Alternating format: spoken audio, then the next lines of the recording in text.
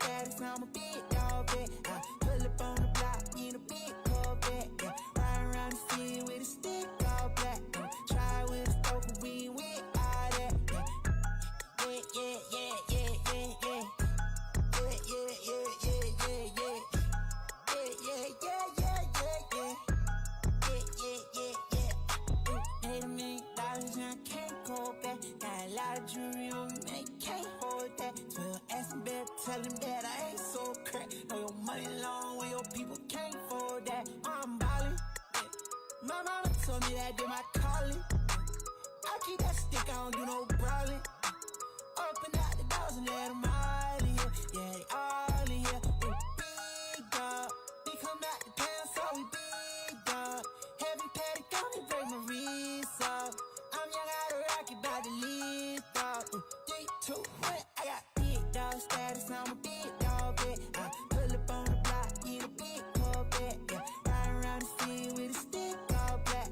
Try with a stove, but we ain't with all that, yeah. Big dog status, I'm a big dog, bet. I pull up on the block in a big Corvette, yeah. Riding around the city with a stick all black. Try with a stove, but we ain't with all that, yeah. Yeah, yeah, yeah, yeah, yeah, yeah. Yeah, yeah, yeah, yeah, yeah, yeah. Yeah, yeah, yeah, yeah, yeah, yeah. Yeah, yeah, yeah, yeah. Fall in line, yeah. We got sticks like a Columbine, yeah. Running up the dollar signs, yeah. Ain't no hard in front of hollow cans, yeah. Bring up like the Taliban, that's my paper, don't you bottom mine, yeah. Heavy paddock on me, break my wrist off, yeah. Lift off, I got big dog status, I'm a big dog, bet. I pull up on the block in a big Corvette, yeah. Riding around the city with a stick all black. Try with a stove, but we ain't with all that, yeah. Big dog status, I'm a big dog, bet. I pull up on the block in a big Corvette, yeah. Riding around the city with a stick all black. Try with a stove, but we ain't with all that, yeah.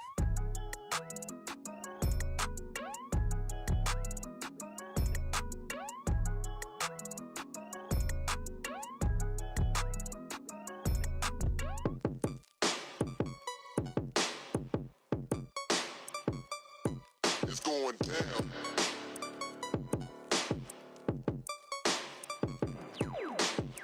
It's going down, down, down, down, down. It's going down,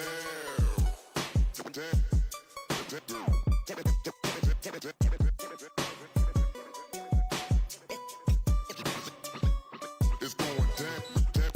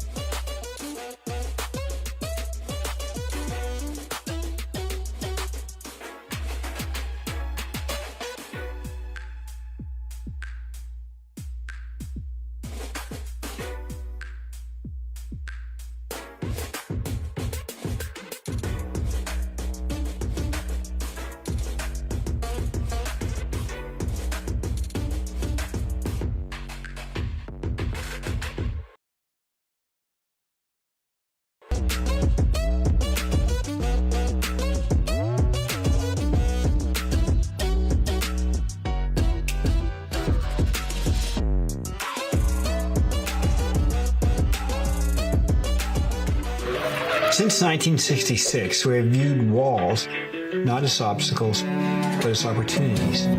From the big walls of Yosemite to the high peaks of the Himalaya, we were searching for a personal kind of freedom. In this pursuit, we found a community, strengthened by different stories, experiences, and perspectives. This community has shown us that the only way forward is together.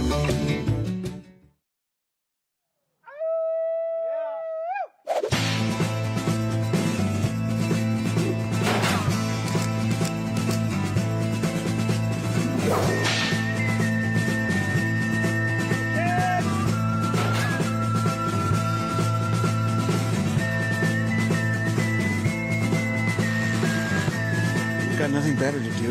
Might as well go climbing, right?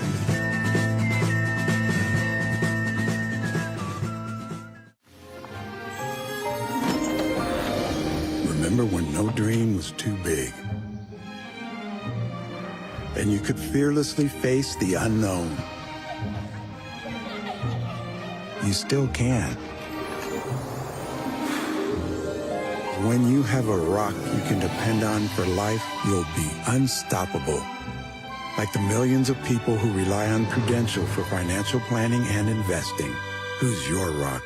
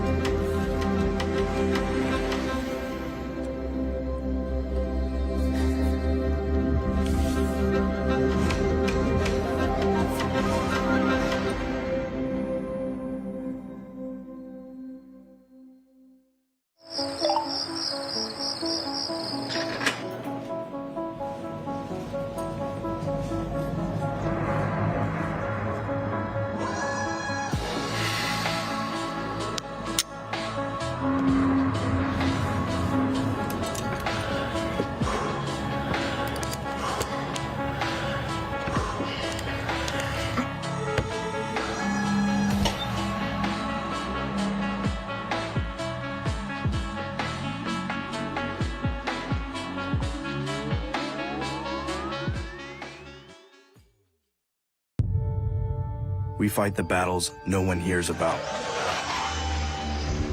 We drop into the middle of firefights to rescue others. And act as one-man air traffic control towers. We're the ones who go before all others.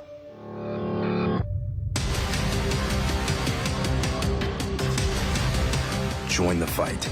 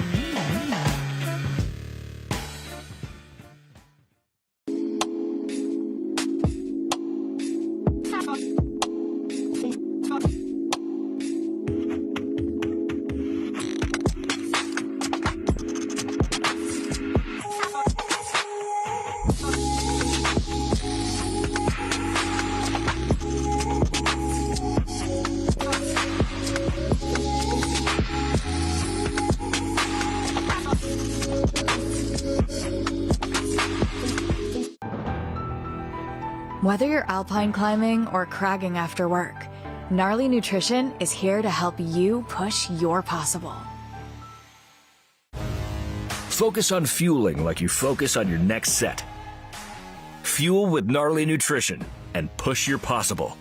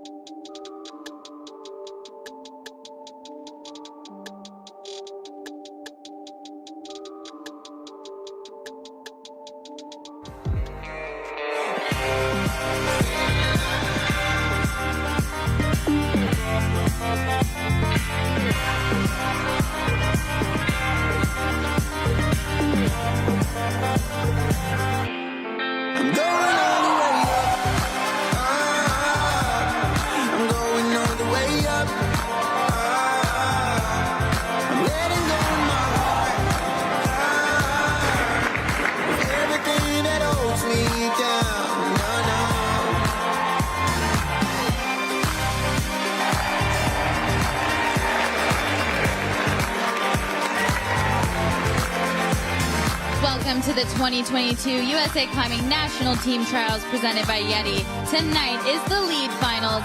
We're coming to you live from Stone Summit Climbing and Fitness in beautiful Kennesaw, Georgia.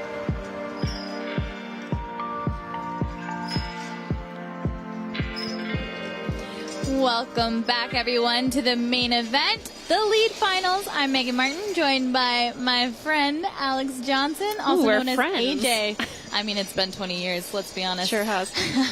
We're so excited to see these athletes tonight in the final. Semis was intense, honestly a perfect scenario. It really was. The setting was incredible. Our top 2 seeded athletes for both the men and the women ended up topping the route, and they came out last, and it was super exciting and a lot of really familiar names in finals, and I think we're going to see some really sick sports action. I totally agree. I think it's cool to see this field of athletes in the lead discipline be so talented and really so competitive, but at the same time, all of them are such good friends. And that being said, there's so much at stake. They're trying to make that national team to be able to represent USA climbing on the biggest stage at the World Cups. I mean, there's nothing better than that. It's such a career amplifying moment. So it's a big deal. There's a ton at stake. We have our bouldering team, and we're trying to find our lead team, and ultimately our boulder plus lead combined athletes to prepare for 2024 for Paris.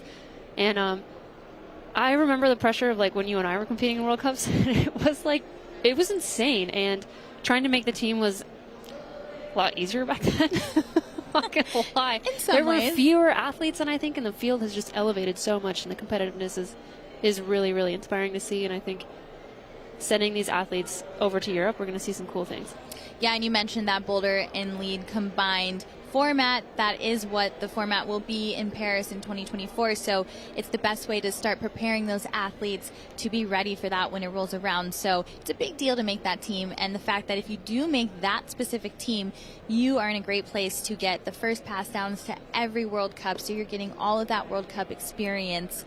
So to make that team is really what everyone's fighting for. And then from there, you want to get on the bouldering and the lead teams themselves. So it's a big deal. And for tonight's format, it will be 1 route, 8 men, 8 women. There are 46 points available for both routes, 1 point for each hold, and that plus you gain from that forward motion. 6-minute clock, and the athletes are in isolation right now. They do have the route preview, and so they got to talk about the route, but nobody gets to watch anybody till after they're done. But earlier today, some really exciting stuff happened. Molina Costanza, the last one out, as Alex was saying earlier, for the women, really attacking that very first move as well. And yeah, like you said, attacking that route. She got the only top, and she looked amazing on the entire route. It wasn't really till the end that she even started to look a little tired, but she held it together so well, getting that top there. And I mean, that is the perfect way to move into the final. She is the bouldering national champion, got second at lead nationals, and that guy right next to her also doing the same thing. Mr. Jesse Grouper, your current national lead champion, absolutely crushing the men's semifinal route as well. It was so cool to see them both out there at the same time and topping within seconds of each other. And the tops for both routes were also really exciting, and so for the last 2 climbers to come out and top, it was a really, really special moment. I mean, it's really what you want. 1 top per gender, and to have everybody else fighting to get there in separation be so perfect. It was so exciting to watch, and I can't wait to see what these 2 athletes do tonight in the final. And after looking at the route, I can only guess that they're going to do amazing on it. So really great job from both Jessie and Molina, 2 athletes that we've seen pro up in climbing. Quick look at the women's lead semifinals standings and our running order. The reverse of how the standings are is how you will come out. So Molina Costanza will be last coming out, followed, and before her will be Megan Lynch, Chloe Koskoy, Kyra Condi, Kylie Cullen, Julia Duffy, Quinn Mason, and Olivia Ma. So Olivia Ma will start off the women's competition, but that's later because we are starting with the men tonight. Same thing, so you'll have Jesse Grouper out last, Ross Fulkerson before him, Colin Duffy, Brian Squire, Ellis Ernsberger, Joe Goodacre, Isaac Leff, and Charlie Osborne will be starting the competition off tonight. And a lot of these athletes, this is their first, especially in the men's competition, their first lead final in a national elite competition. And it was funny because I was kind of talking to some of them in isolation earlier as I was doing some interviews. And I remember Brian was like, well, I was in the final in Philly at the North American Cup, which is amazing. But team trials and nationals, those are the two big, most competitive competitions. So to make the final in these competitions is a big deal. It's definitely next level, and nationals and team trials are the two events that count to making the team. So these are the two heavily weighted events, and it's really cool to see a lot of new faces and familiar faces in finals. Yeah, so the athlete intros are about to start, so let's go ahead and watch that happen. Al is setting that up right now. Brian Squire. And coming into finals in third place, it's Colin Duffy. Currently sitting in second, Ross Fulkerson. And coming in, seated in first place with the only top of the semifinals route, let's hear it for Jesse Grouper. Ladies and gentlemen of USA Climbing, these are our very best. These 8 gentlemen will compete today for a spot on the U.S. national team where they will go on to compete around the world. So y'all stay with them today. Just a moment, they're going to begin their route preview. It's going to last 5 minutes. We're going to send them back. We're going to get things started. So y'all enjoy the music, enjoy the action. I'm going to be right here with you the whole time. A nice look at the men's final lineup. All of the men just waiting to turn around and see the route that the route setters have prepared for them. Feast their eyes on it for the very first time. It's like Christmas. Yeah. And this is a good first look at the route because actually they're doing something different than has ever been done before. This is a shared start.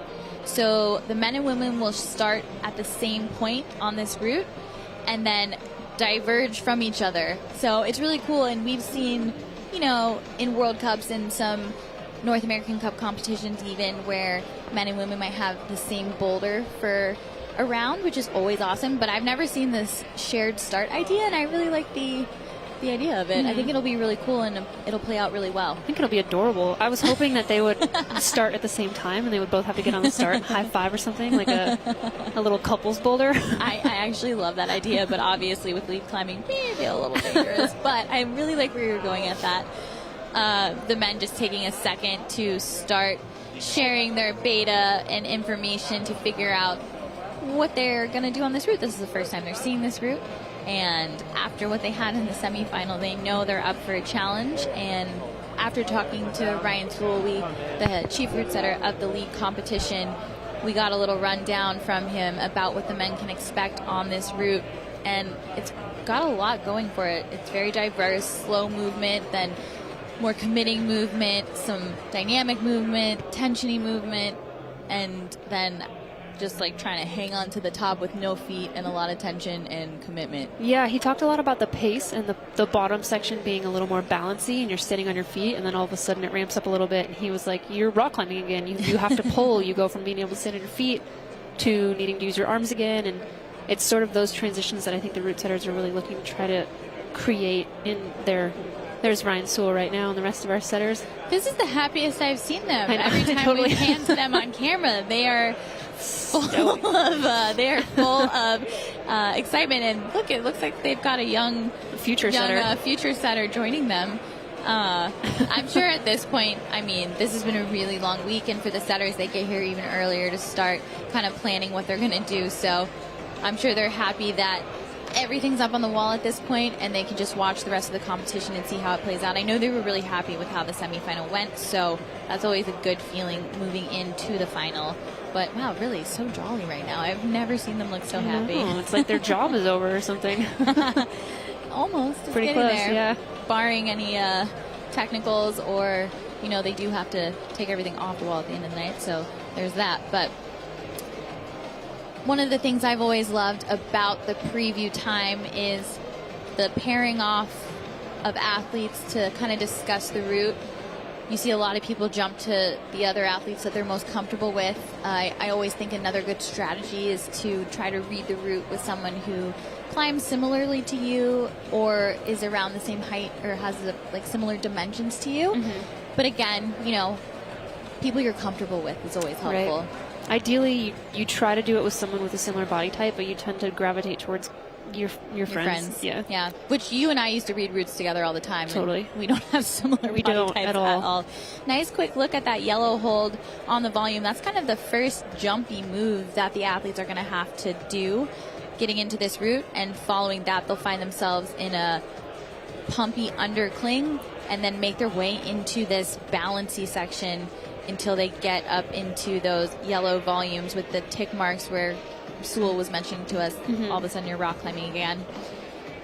Following into this really aggressive Gaston move off of that yellow pinch into that volume with these little giblets. That's kind of the theme of the lead competition. Many screw-ons Giblets. that we like to talk about as giblets. And then you have these two volumes with the crimps, and you see that little red undercling. You're going to Gaston to that and actually do a rose move, so that'll be really interesting to see the men have to attack that part, and then they'll work their way up into these red volumes where they have some foot cutting that they have to do, and then some bumping and flipping, kind of compression-y moves after all of that climbing. Again, a very diverse route in terms of the movement, which is really cool, and ending with a committing kind of pop to the finish. So I'm excited to see what the men do with this route, and so far it looks like they feel great. Ross brought out his binoculars.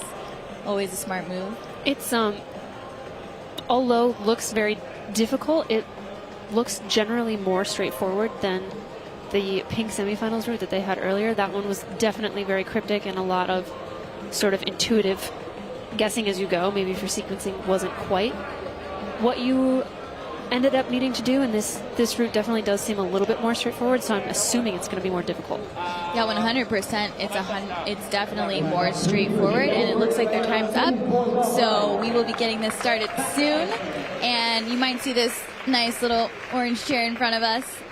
We will have some guests tonight, and our first guest will actually be Ryan Sewell, the chief route setter of the lead competition, and an old friend of ours.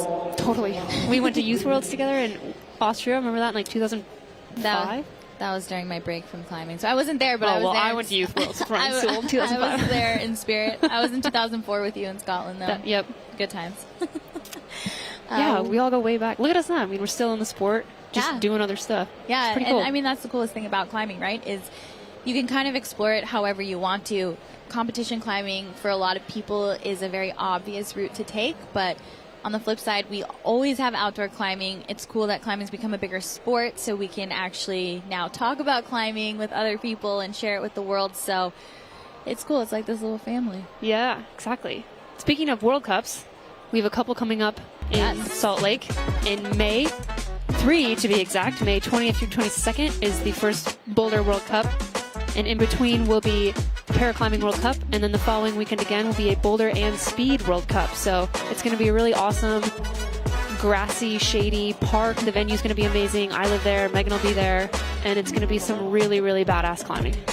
Yeah, athletes from all over the world coming out to show their stuff. And again, the World Cups, this is what everyone at this competition is fighting to get a chance to compete in. So if they're all here trying their hardest to get in these competitions, I think it's something you're going to want to see. Absolutely. We are so excited to get things kicked off. And also, for example, the fact that Charlie Osborne is back in a final, I'm very excited about. The last final he was in 2018, I believe, in Reno. So, and there we go. Here he is getting ready, and you remember. We'll see how he goes on this route. Let's do this thing right, Atlanta, Georgia. He just moved to Salt Lake City, actually, another athlete, originally from Stay with him, Cary, Let's do this right. North Carolina. So, big move for him. They got one shot. Taking advantage of the Salt Lake Training Center and all the athletes that are moving there to train together. Let's get it, Charlie. And he is off onto the wall. Remember, athletes can grab whatever hold they can reach from the ground to start. There is no starting tape. And what he's doing right now is what you're going to see the women also do later on in the final. So that first part of the route, which is really cool, that pressy section. Nice entry for the final. I got to talk to Charlie a little bit earlier, so let's hear what he had to say about competition climbing and why he kind of keeps doing it. competition climbing, it's always the desire to be better than you were before. You're never going to be perfect, so in the long run, if you just keep working at it, you can always improve, you can always reach new heights, and that's always inspiring to me. Wise words to live by. Always improving. Nobody's perfect. That's the way you keep finding out what the best you can be is. Setting up for this little like hop there. Nicely done. Go, boss.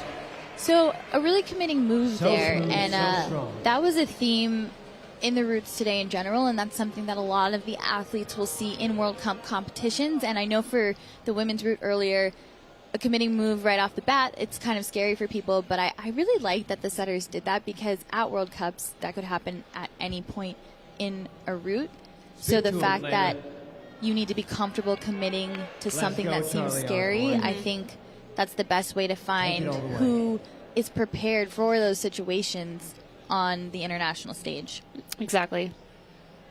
Looked like a decent enough hold that he jumped to, so committing, but you can approach it with a little bit of confidence like you were talking about, and I think that goes such a long way, and we saw that with a lot of the women, is if you did approach it with confidence, you had a better chance of sticking. Solid now. Come on. Here's that undercling hold that Ryan was mentioning, where you can kind of just get really pumped, so you don't really want to stay there very long. And now Charlie's going to move into this more bouncy, slow down section where you're just kind of inching your way into the holds.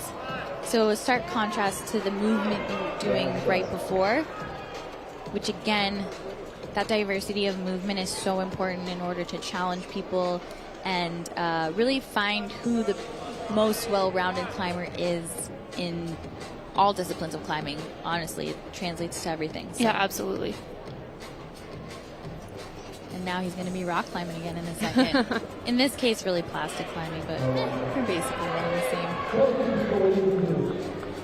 He's got a really nice flow, and again, I do really love his confidence starting from the very beginning of this route. I know he was mentioning earlier that after making a final in the past, you know, it gives you that confidence that you can be in one, but then when you just keep missing them, it's kind of hard, and you really have to manage that stress level.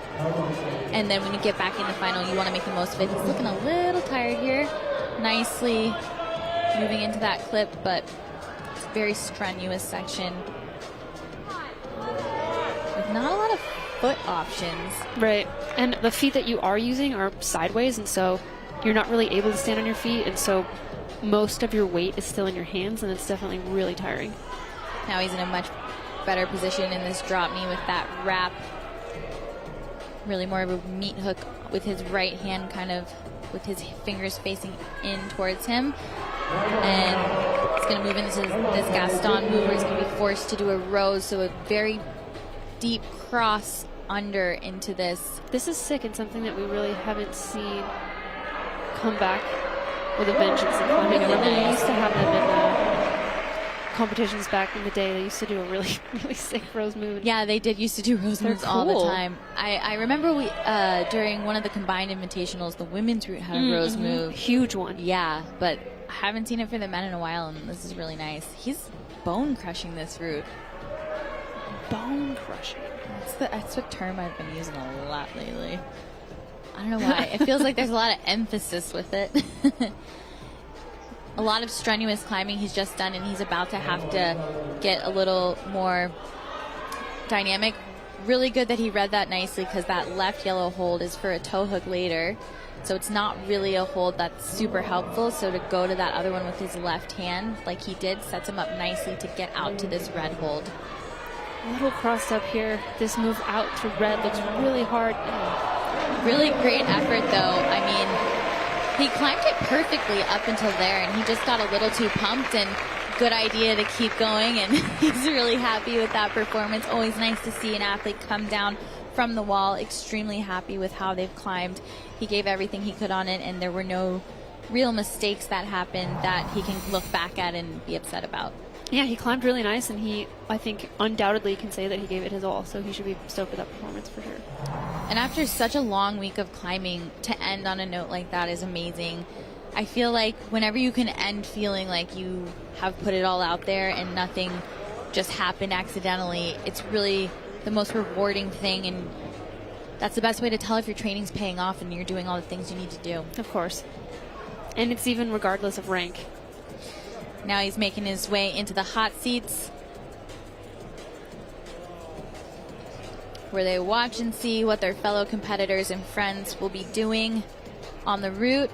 Also, it's so nice to go first. The crowd is so psyched for you with every move that you make, and you don't have to be super stressed when you don't hear any noise. And then you get to watch everybody else in the round. It's an amazing place to be. There's no one to compare yourself to. Yeah, it is the absolute best. Isaac left, one of the athletes I was talking about actually, who has never been in one of these final competitions in the Elite Series. So this is really big for him, and he has primarily been focusing on bouldering, so he was really happy to be able to make this happen since he didn't make the final in bouldering. So I'm really excited to see what he has here today. And we want to welcome Chief Route Setter of the lead competition, Mr. Ryan Sewell, into the booth. Thank you for joining us. Of course. Thank you for having me. What a climb by Charlie, huh? Right out of the gate, first climber out. Nothing to lose. Put forth a really good effort. It was awesome to see. Yeah, he climbed really well. We have a little clip from Isaac earlier. We got to talk to him about being in a position like this on this big stage, and let's listen to what he has to say about this experience. Oh man, I mean, I love the adrenaline that I feel on the wall. It always feels different climbing in a competition than in training. No matter how motivated I feel in training, I'm never going to find the same amount of try hard to stick that one extra move as I do in a competition. That's accurate for sure. So accurate, actually. And you know, actually, Ryan, obviously when you guys set the routes and you forerun, that adrenaline and the try hard that he's talking about, you guys have to somehow prepare for that, right? With the routes you're giving them. If something feels too hard, maybe you have to think, oh, actually with the adrenaline it might be okay. Yeah, it's a combination of balance, right? You're balancing the adrenaline, you're balancing their desire to just climb as hard as they can and go for broke, with the fact that they're tired and they are on-sighting, right? We set the climbs, we climb on them many times, we understand the movements, and they have never grabbed these holds on this wall on this route before. So it's a lot of variables, and to act like we have a formula for it, I wish it was that easy, but unfortunately it's not. Well, I think you guys do a great job, and I think it's cool for everyone at home to kind of learn a bit more about the process of route setting and how you go about it, because I think a lot of people just don't understand. I mean, I think a lot of people are still trying to learn comp climbing in general and the way it's grown, so it's cool to have you in here to share your knowledge with us. In the route setting, I feel like the setters have more pressure sometimes than the climbers do, because they can really make or break an event, and there's a lot that goes into it that so many people don't know, and I feel like semis ended up pretty much perfect, and I think you guys really nailed it. Yeah, we felt good about the round in total. We challenged the climbers in a lot of ways that we feel like they'll see on the world stage, and good effort by Isaac. It's very, very difficult to read right there, what we call cryptic, very cryptic sequence, bunch of drop knees and wraps and hidden crimps, so not surprised to see somebody pop up there. Unfortunately, it was Isaac. Yeah, and I mean, at the beginning of the route, he was climbing well, but he definitely wasn't as smooth and precise as Charlie was. He had a few more hiccups on his way to this point, and similar to the route earlier, the more efficient you can be down low, the more energy you have later. So on a move like that, if you kind of mess up there, but you've conserved enough, you're okay. But I think he was a little more frazzled down low, and it just became too much at the end. Absolutely, and that was something, going back to what Alex said about the semifinal round, that we really pushed hard, was to try and get the climbers fatigued right out of the gate. The climbs were difficult from the first move. They were extremely challenging in many, many ways, and they put the climbers a bit off balance, and that was intentional. This is the stage that prepares them for international competition, and everything that we gave them is in an effort to make them better on that stage. I think you guys did a great job. I mean, these routes look right on par with what they will see in those league competitions. And since they have that chance here to make the team and get to travel and also have the ability to be funded to travel, because that's like a huge part of it too, it takes a lot of pressure off your performance because you're there. You don't have to worry about making money to continue to compete by placing in those competitions. You can just focus on the climbing and really just let your body do what it knows how to do. Absolutely. And you said something earlier about the pressure being on the route setters sometimes. The element of funding for the athletes and knowing that, we stand a chance to create this team or be a part of creating the team and challenging them effectively is certainly something that for us we don't take lightly, and we want to make sure that, we're setting USA Climbing and U.S. athletes up to be successful as best we can. I mean, I think you guys are doing a great job. And Joe Goodacre has just jumped on the wall. Really cool to see him in the lead final. Now he's been in all the finals in this last year, really. Like, he's made the bouldering finals, speed finals many times, and now he's in the lead final. And when I asked him about it earlier, he was just like, yeah, I'm just climbing, I don't know. But he was just very nonchalant, which is very Joe. Yep. But he had a lot of nice things, too, to say just about the community of climbing. And let's kind of hear what he had to say about that. Honestly, all the people here are just so cool, and I love spending time with all of them, and everybody's just so sick. And I also get to try sick routes and boulders and do speed.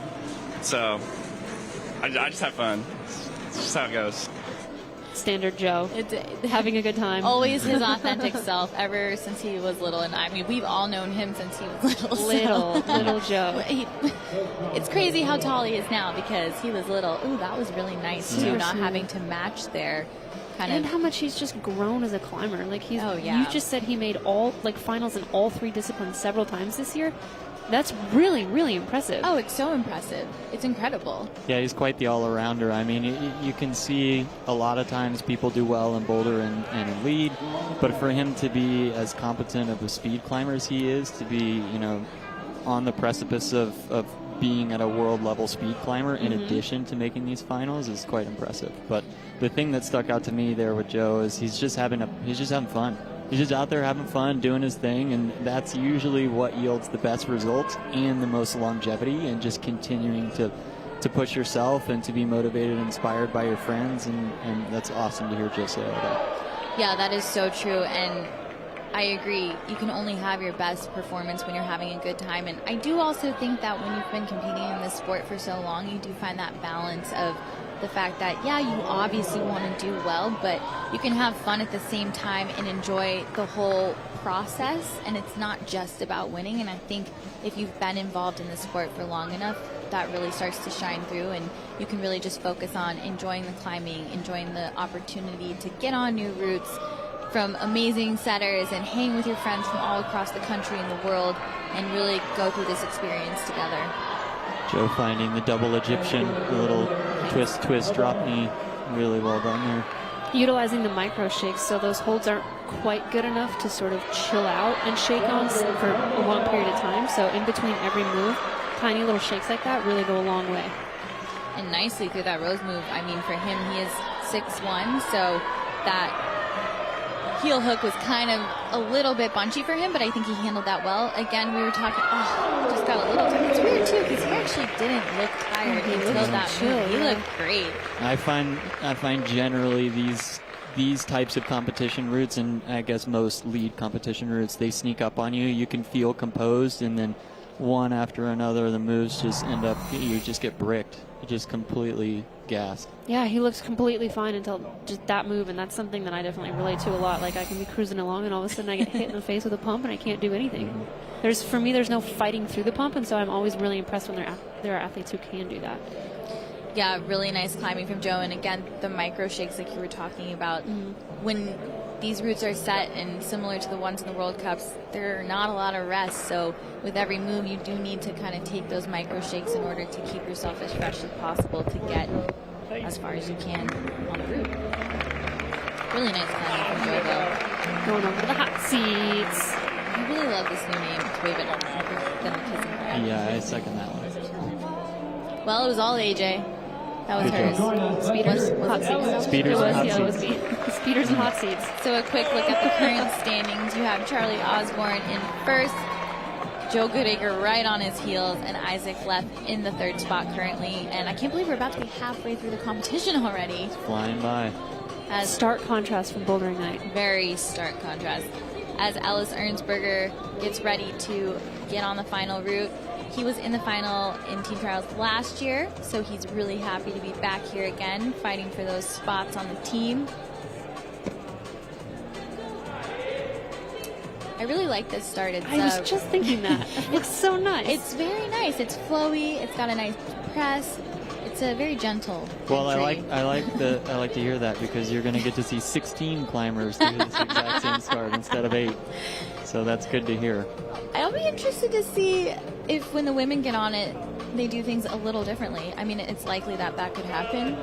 One of my favorite things about climbing, just how people can do every move differently. But yeah, 16 times. I'm excited. Yep. Yeah, it's pretty cool to have the opportunity to kind of side by side the men and the women on the same section of route for.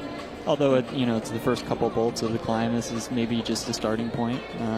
We talked about the routes being shared even further, 3 bolts, 4 bolts, and in the end, the space and just kind of the logistics of all of it were a little bit more complicated than we were interested in. So this is kind of a pilot. We'll see how it goes, and hopefully it's the start of more of this type of thing. It also really speaks to the elevation of ability, like the fact that the men and women can share part of a route. I think in a sport is really, really cool in terms of like equality of ability, and that's really Absolutely. That's sick. Absolutely. I'm actually surprised people haven't thought of it sooner, and I'm so glad that y'all did, because it's very forward-thinking, one, but secondly, don't we all share routes outside all the time? All so the it time. makes perfect sense that it could be a reality in competition. So I'm really glad you guys did this. Earlier when I was talking to Ellis, he mentioned just having a crowd back and how it was kind of awkward without one. So let's hear what he had to say about that. I do like having the audience, because last year at team trials with very few people cheering, it was kind of a little awkward, but I'm really excited that it's here again. So. Well, he's looking really great on the route right now, getting ready for that shouldery Gaston move. Did not look that hard for him. He's looking great. Nope. He is in very good shape from the looks of it, cruising right along. He has a really nice flow. I love this drop knee right here. Yeah, this is a little sneaky one, almost like an incidental setting thing where we put a sequence on the wall and then actually try it and like, oh, there's a big drop knee over here. This is amazing. We got to keep this, which is great to see the athletes find it, and obviously not all of them have found it so quick and easy. Like, oh, let's just do it. But yeah, very cool sequence there. I absolutely love drop knees. I think that they are such a cool move in climbing. And honestly, it's kind of funny. Not one that I even focused on for many, many years, but it's a very useful tool to be able to find that body position to reach a bit more and get your hips in really well. Nicely onto that red volume, as he's going to have to set up for this toe hook release. He's the new leader on the men's route here. This move was supposed to be a cool, release the toe hook and an aggressive little. Really nice tension with that right foot, avoiding any extra swing. Gonna have to do that flip move here, or just get a knee bar and chill out. Yeah, very comfortable on the left-hand sloper. There we go. It's so hard when you're pumped to go from crimps that you can close and put your thumb on, which like you can kind of climb through pumps, and the second you get an open hand, you're like, oh, I'm done. You're feeling fine, and then all of a sudden you're like, oh my gosh, can't hold on anymore. Really awesome climbing by Ellis Ernsberger, the new leader. Ernsberger brothers just kind of crushing this weekend. Also so cool to see how many families are in climbing. 42 plus will be his score, and he will be the new leader. And we will be heading to a replay, which is great. That tension right there with that right foot, because easily that foot could have come off, and then he would have had both feet come off and probably not gotten into those next moves as easily. And there's nothing on that right foot either. It's just a smear on top of a volume, so the tension, like you just said, was really impressive there from Ellis. So impressive. Those are the current standings. Ryan, thank you so much for joining us for a bit. I hope the comp continues to go as smoothly as it is going. Thanks for all your hard work, and we'll be back in a few minutes for our 5th climber out. Since 1966, we have viewed walls not as obstacles, but as opportunities. From the big walls of Yosemite to the high peaks of the Himalaya, we were searching for a personal kind of freedom. In this pursuit, we found a community, strengthened by different stories, experiences, and perspectives. This community has shown us that the only way forward is together.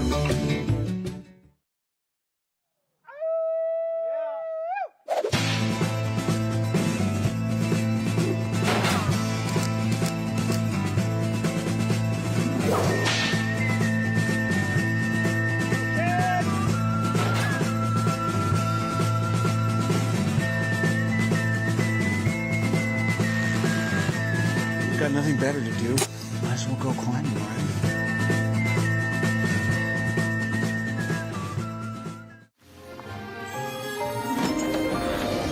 Remember when no dream was too big? And you could fearlessly face the unknown. You still can. When you have a rock you can depend on for life, you'll be unstoppable. Like the millions of people who rely on Prudential for financial planning and investing. Who's your rock? Welcome back, everyone, to the men's lead finals at the 2022 USA Climbing National Team Trials here in Kennesaw, Georgia. We have a new guest, Mr. Timmy Kang. Welcome to the booth. Thanks for having me. We're so excited to have you here today. What do you think of the routes so far? So far, they look really cool. I think it's awesome to have a shared start, and the climbers are climbing really well. It'll be fun to see it go on. Yeah, and everyone, you saw him in the semifinals today. Little slip, but obviously Tim is one of the best sport climbers. Well, I guess we have to say lead climbers. I'm so used to saying sport climbers, but really, really an incredible lead climber. So we love watching you. So we're happy. I mean, we're obviously like happy to have you in the booth, but we also really love watching you. Oh, thanks so much.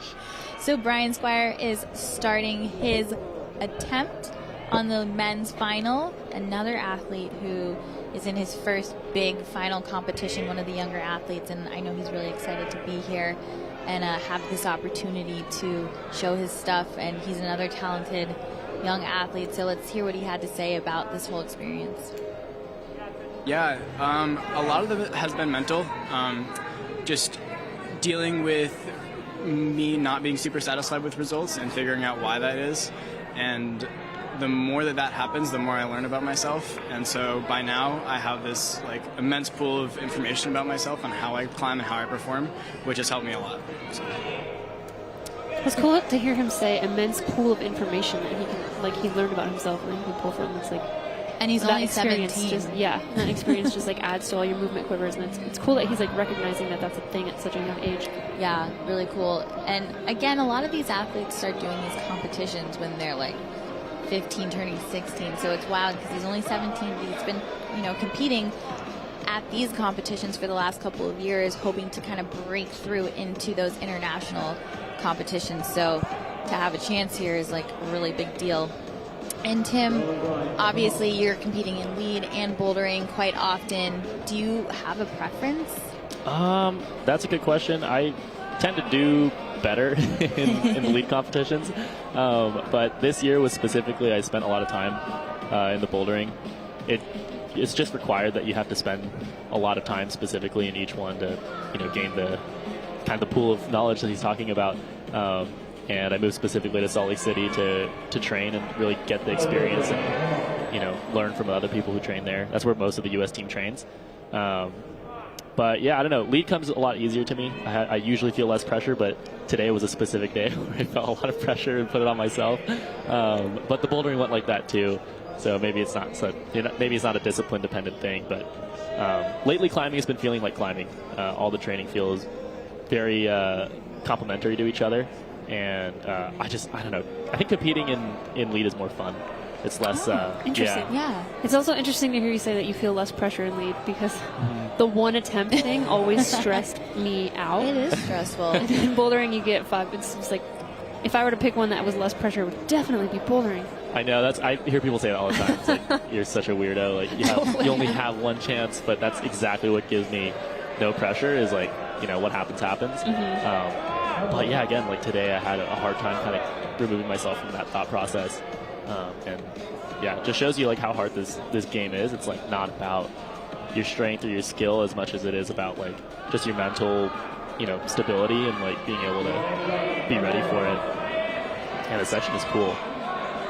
Yeah, it is really cool, and he's kind of going at it from a different no drop aspect. Yeah, no drop knee. He's got this like bicycle. That looks nice. It looks nice, but it looks like it might not set him up nicely for this next move, so he has to bring that right foot back out. Wow. Nice stick. Oh my gosh, so much fight. And you can see that angle right there is so overhanging. So to be able to do that after all that other climbing is just a lot of power and a lot of energy exerted. I think it's definitely zapped. Yeah, I honestly think the bicycle is where it started. That drop knee that a lot of the other men have been able to find really allows you to kind of take the pressure off your arms, whereas that bicycle, you're still kind of having to stay tight and present with your core and your arms in a way that doesn't really set you up to conserve as much energy. But again, another look at that move. Honestly, even that move on a boulder is impressive, but to be, many moves into a route and move off of it, I love the fight that he had there. Yeah. Also, it's always nice to be able to fight on the routes, right? Definitely. For sure. Yeah. I love watching Brian climb. He's super aggressive on the lead wall, but he still has like a good flow. I think that was maybe specifically one route where he maybe got bunched up and tired.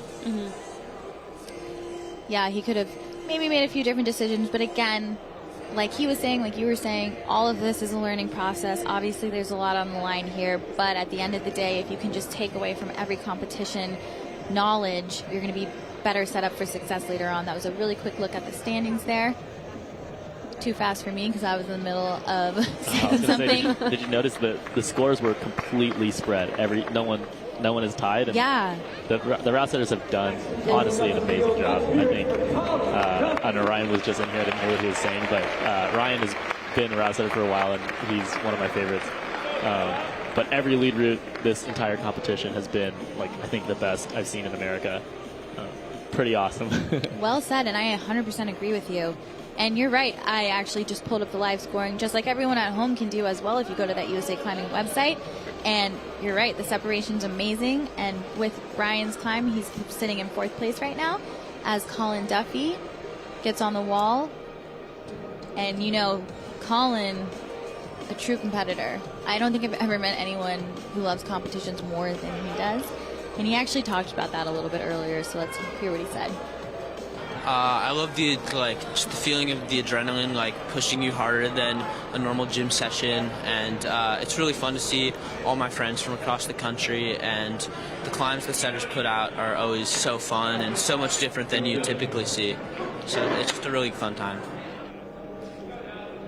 Just 18 years old now. He's actually 18 years old. It's kind of crazy to even imagine. It's new to say. We're used to saying 17. I know. It is new to say. You've known him for a while, right, Megan? Yeah, since he was a little 9-year-old or something. I don't even know. I mean, he's always been a very determined and athlete that works really hard and doesn't take no for an answer. I mean, he was so small for so long, and what did he do? He just adapted to that. He's always been driven to do well in the competitions, to win the competitions no matter what, and gave himself the best preparation possible. So it's cool to see him just thriving as an adult. Relentless. He is relentless for sure. Also, did everyone peep that inside flag? That was really nice. An inside flag. It's one of my favorite things to see. You're actually seeing it so much more in the comps nowadays because the footholds are getting smaller and smaller and sketchier. You can't really match them anymore. They're like dual techs. So it's actually a technique that used to be a joke, but now it's wasn't it? I don't know if it was a joke. I think it's just few people could use it. Yeah, it's just like an old, or not an old school, but I guess a lot of people kind of stopped using the inside flag. But it is a very efficient way to climb because if you do that, like you were saying, if you inside flag like he's doing again here, that's just like a nice clipping stance now with the inside flag.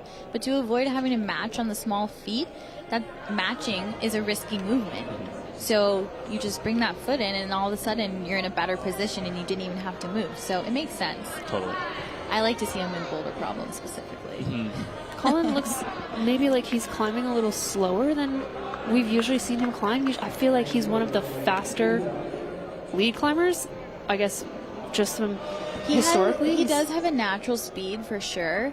I do think that this competition has really put the athletes in situations where they need to be more conscious of every movement, every decision. So I think approaching this with more caution is a good idea. Obviously, there's a line to that and some balance, because you don't want to take too much time. You don't want to get too pumped. You don't want to run out of time on the clock. So I get that, but I think it's a good idea to also be cautious and be present with every movement. Yeah, I think Colin specifically, if you're watching him struggle, it's probably hard. If you're watching him go slow, it's probably tenuous. He's really calculated, and he's definitely one of the smoothest climbers I've actually ever seen, like, period. He is such a smooth climber. 100% agree with you on that one. I give him a lot of credit when I see him climb. Ooh, Look at his that face. rose, man. He still looks so, like, confident. Yep.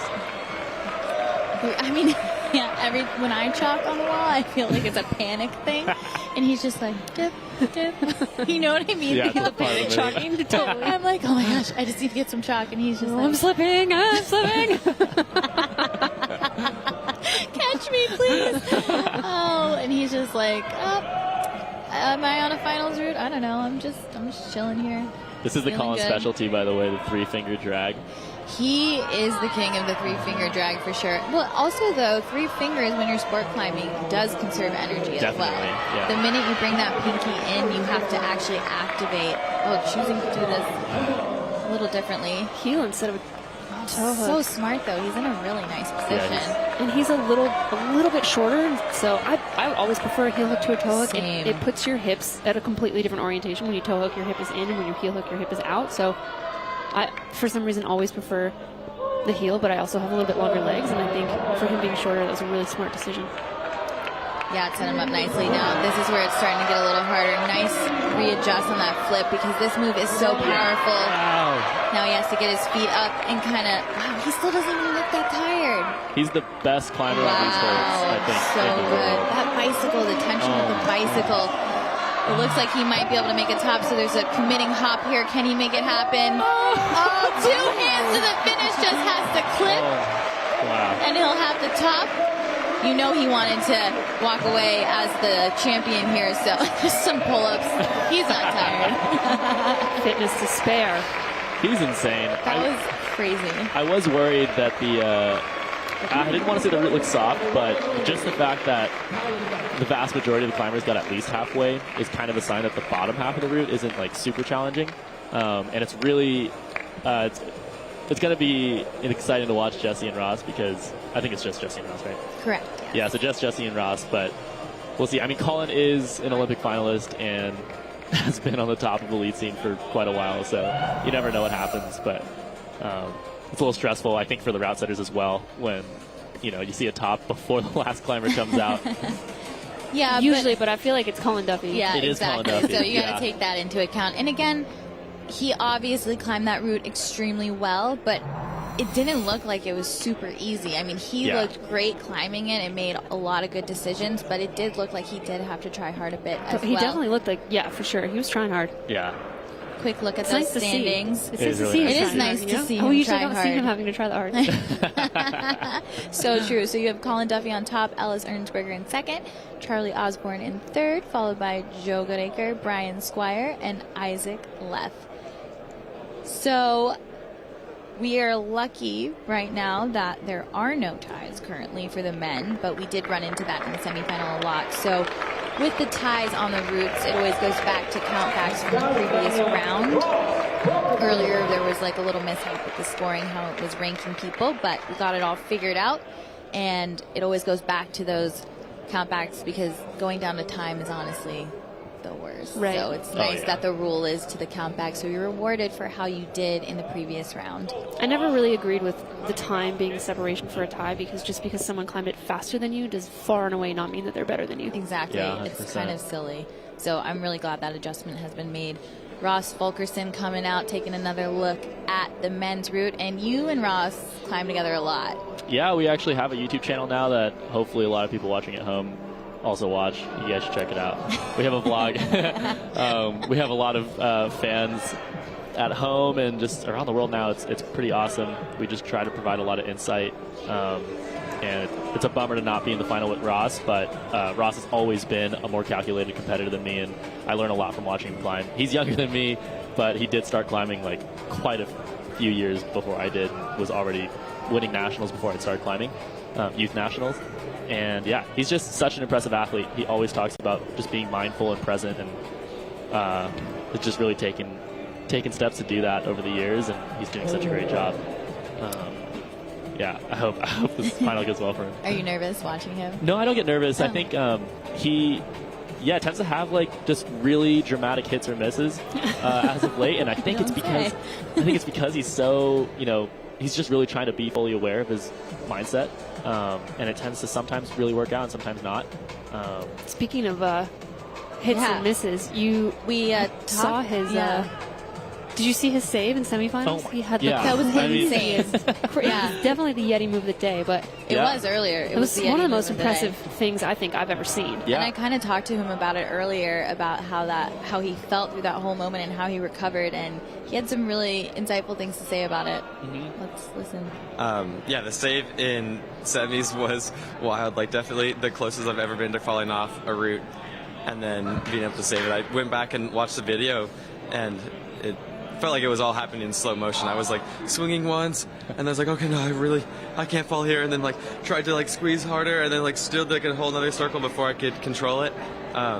So yeah, definitely not ideal, but then I was happy I was able to kind of close my eyes, do some deep breathing, and kind of reset for the next section, and ultimately it ended up being a really, really nice route. So yeah, I was psyched. If anyone missed that save that Ross is talking about, you should go back and watch the semifinals competition, because it was honestly insane. It was so sick. And then from there, he almost went to the very top of the route and held the high point for most of the competition. So really incredible to see that work out that way for him. I was so impressed. And then it must have zapped him so much, and he still had so much energy to spare to keep climbing. Like, he kept his composure so well. Skipped the Rose move. Yeah, skip that Rose move. Smart, maybe. He is a little bit taller than Colin Duffy. He's 6'1" with a +2. So again, we talk a lot about people kind of leaning into the skills that they have, the dimensions they have, and just kind of climbing true to themselves and staying authentic to what their body feels they should do versus kind of trying to force themselves to do things. And we talk about Ross as an athlete like that, who does a good job articulating that in his climbing. Yeah. Oh, look at his knee bar. I know, it's really smart. He's not only just big, like a Shindex, basically the distance between your ankle and your knee. His Shindex is quite huge, so he can get in these longer knee bars, which you can't really see. You don't really sequence them that often. But this is a pretty cool one. Does he climb in rifle a bit? He did join me in rifle a little bit, and pretty much just destroyed rifle. That's nice. Yeah. It's a fun thing to do. Yeah, he looks fresh. Yeah, he looks very fresh. And yeah. Oh, no! Did we just jinx it? Dang it. So that heel, I was about to say, taking the heel hook on that far side, that creates a farther hold, and the tension that you have to hold after releasing. Also, releasing a heel is always way more aggressive than releasing a toe. And he just kind of slipped up once it did release. Yeah, the timing was just a little off. Catch, but his right foot comes off instead of holding the tension there, which after all of that climbing is so hard to do. Definitely. Really great climbing though from Ross Fulkerson. Obviously, he is in the third place spot right now, so we'll see what happens with one more climb to go. Jesse Grouper, so he is still looking at a podium spot right now, which is great. And then also these athletes are trying to get on that boulder and lead combined team, and Ross had a 4th place finish in the bouldering round. Also we take into account your placements at nationals. So he's still looking in a great spot, great climbing. Obviously, he probably wishes he sequenced that a little differently, but he also did some pretty cool things and found some pretty great positions that we hadn't seen yet. Yeah. Yeah, that's a bummer. You could tell he was very upset, like at the bottom, and there's a lot of it going on. I mean, you're kind of talking about the combined national team, and it's tough to explain how that stuff works, but he knows, we all know how much it means to all of us to be on the national team, and it's such a tight spot. You honestly have to do extremely well. And in my understanding, actually, someone who's not even in this final is actually in a much higher ranking than I think even Jesse or Ross. I think you're correct in that. Honestly, the spreadsheet is really hard to read. There's lots of numbers, lots of names, and anyone can look at it. Actually, if you click on the national rank portion of your results list, but it's a lot to think about for sure. And obviously, the thing you want to do is just climb. So Jesse Gruber is on the wall right now, current national champ in the lead discipline, and I got to chat with him a little bit about that. So let's hear what he had to say. Yeah, I thought that being like the national champion would like add some pressure to this competition. Honestly, it's taken a little bit of weight off. Like I feel like coming here, I like know that I have what it takes to be at this level and to be at the top. So I think it's just about a matter of keeping it together, not getting too nervous, and seeing if all that training and hard work has paid off.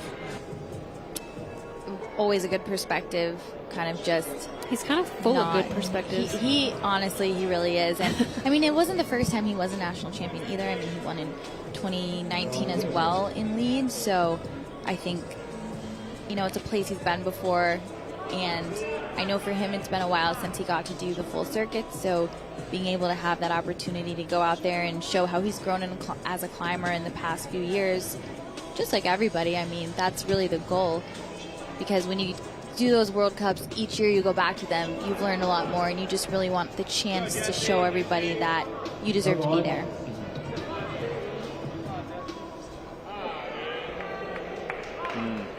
There's a good chance that due to the crowd, Jesse might have an idea that Colin did top the route. There's also a chance that he didn't. Some people don't listen on purpose. Like, some people don't pay attention. Yeah. And it just depends on the climber you are. I mean, what do you guys think? How would you go about that? I'm honestly almost completely sure. I think it was quite loud, and it's also Colin Duffy. You almost have to know that. I think you're totally right, though, that you probably just acknowledge it and move on. It's not a big deal. It shouldn't matter to your own performance very much, especially someone like Jesse who's been competing for as long as he has. But I think that's more what's going on. I think the ISO is so close, and it really does. It adds a lot of energy. It doesn't necessarily mean it adds a lot of negative pressure. By the way, I really like this section right here. We've seen almost every man reach for the hold with the little screw-on giblet and then come back. It's like the way they force that movement there is really amazing because everyone has to come back and match and then go out. I don't know. I feel like those forced movements don't happen in sequences, don't happen all the time, so it's cool to see it play out that way. Yeah, it's rad that Jesse is one of the climbers I look up to most, especially in lead, not just in America, in competition in general. And the one thing that he's really good at is just keeping his composure, pretty much no matter what happens. And you see him get stressed out too, but just keeping his confidence and kind of what he was talking about. Like, he really knows he belongs here, and that he's on top for sure. Yeah, I mean, he's been in finals in World Cups in the lead discipline, so someone with a lot of experience, like you were saying, and just kind of looking for a shot to keep at that and keep improving upon that. I actually was surprised down low where he kind of questioned that move to that yellow hold. It was a little bit of power. He was sizing it up, I think, because he knew he might be able to span it. And it's like that question of, do I try to span it? Do I jump? Yeah, obvious consequences with both ways, and also just consequences of being indecisive. He is taking a bit longer than a lot of the athletes. He does climb generally slower. He's very conscious and intentional with his movement, but about 2 minutes left on the clock, so he's really going to need to move and not rest too long, going kind of with that same method that Ross did earlier.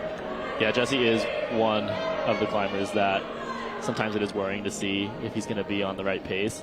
He did time out in the qualifier, and but he was the only person to get to the top of that route, which was really impressive. So impressive. Oh, it was insane. It was a really fun one to watch. It's such a delicate route that was, too. I was so bummed we didn't have footage of the qualifiers because a lot of the routes were really amazing and stressful to watch. Oh, yeah. Especially that men's route. Ugh. I was sweating the whole time. This section is actually one of my favorite to look at right now. I think it looks extremely simple because we're watching climbers who climb extremely well on this part. But in all reality, lead routes like this are what give you a lot of stress and are really hard to sequence in the moment. Even though you get to preview, you still don't really know what's going on. So seeing all the reactions from the climbers is really cool. It seems like he maybe just took a peek at the clock because he just started moving.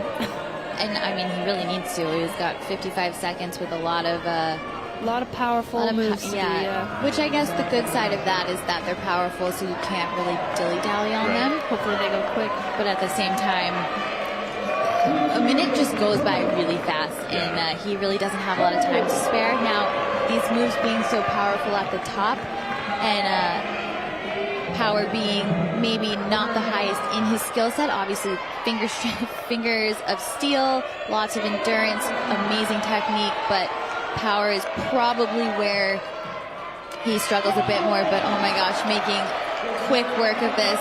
Let's see if he can. Oh my gosh, 15 seconds. Here. We don't usually get the buzzer beaters on lead. Let's see if he can make it happen. Big jump here.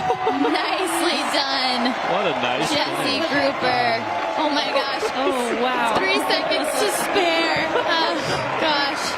It's cool too because that move is such a bouldery finish. Yeah. And then you have the 2 hands on, but you still have to clip even though you're on a jug. But in that scenario with him running down the clock, it's kind of stressful. But amazing climbing from Jesse Grouper. We'll say Jesse absolutely paced perfectly, actually. I guess, yeah, pacing perfectly is exactly right. Just 10 seconds. Big jump here. Nicely done. What a nice Jesse Grouper. Oh my gosh. Oh wow. 3 seconds to spare.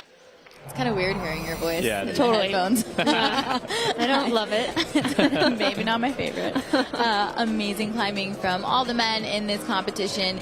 2 tops. Honestly, I think it's hard to separate climbers like Colin Duffy and Jesse Grouper. They are both incredible climbing. So a look at the men's standings. It should be Jesse Grouper due to countbacks. Colin Duffy will be in 2nd. Ellis Ernsberger in 3rd. So that will be your podium.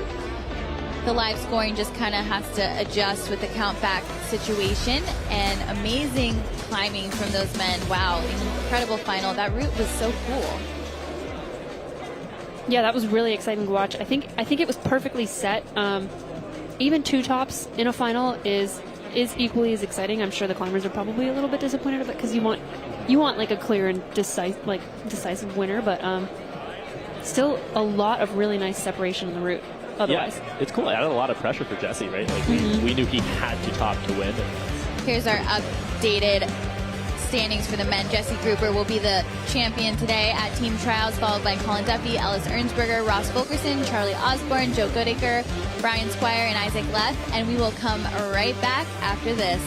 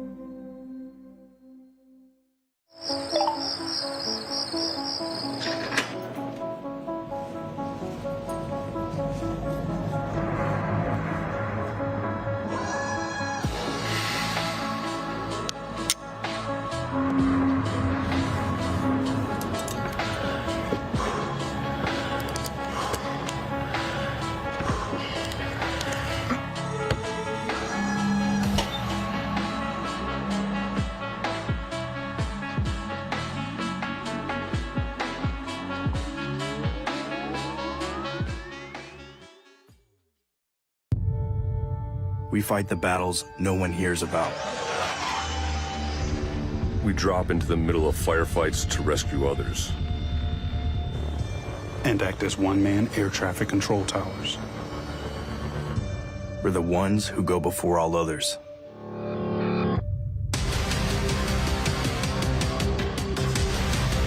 Join the fight.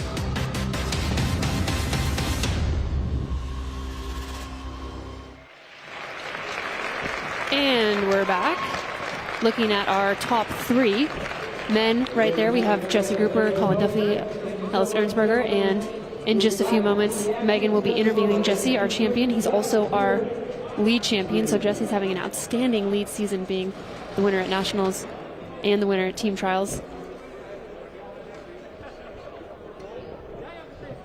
Pretty cool venue here in Kennesaw. It's amazing that we can do bouldering, lead, and speed all in the same. It's kind of rare. 40 square feet, you know. Yeah, it's kind of rare in the U.S. Not that that's how small this gym is, but really, really grateful to have this location. We got a nice pan of the crowd here. This is the first event we've had with a crowd back. Climbers don't have to wear masks, and we're allowing a live studio audience. So that's actually been really exciting. I know a lot of the athletes, when they're being interviewed, have talked about how helpful and special it is to have a crowd cheering for you. Like, I know for me, it makes all the difference. Like, I can go into the gym and seem like your average climber, and the second I step out onto a stage with a crowd, I'm performing, and I probably climb like significantly harder. The energy pumps so much. For sure. All right, we'll toss it to Megan, and she's with Jesse. Jesse, first of all, huge congratulations on winning the competition tonight. And that buzzer beater, how did you feel when you realized you had to start moving really fast to finish that route? Oh my God, I was so stressed. Can you hear me okay? Okay, cool. I was so stressed as soon as I looked down at the clock at that last rest and realized that I only had like 1 minute and 15 left. I just knew that I had to like keep moving fast, grab the holds even if it wasn't in the right spot, and just keep moving. And I'm so happy to have actually made it happen. You executed so well. It was so impressive and so exciting to watch. I mean, we rarely get buzzer beaters in lead, so that was amazing. So for you, the opportunity to travel around, be on the lead national team, and compete in those World Cups, what does that mean to you? Yeah, it's a super cool opportunity. You know, since I was a kid, I always looked up to some of the athletes that would travel and climb and compete on the international stage. And I'm just so honored to, you know, get the chance to maybe be one of them as well. And you've been in finals in the lead World Cup circuit before. Are you looking to make some podiums happen this year, hopefully?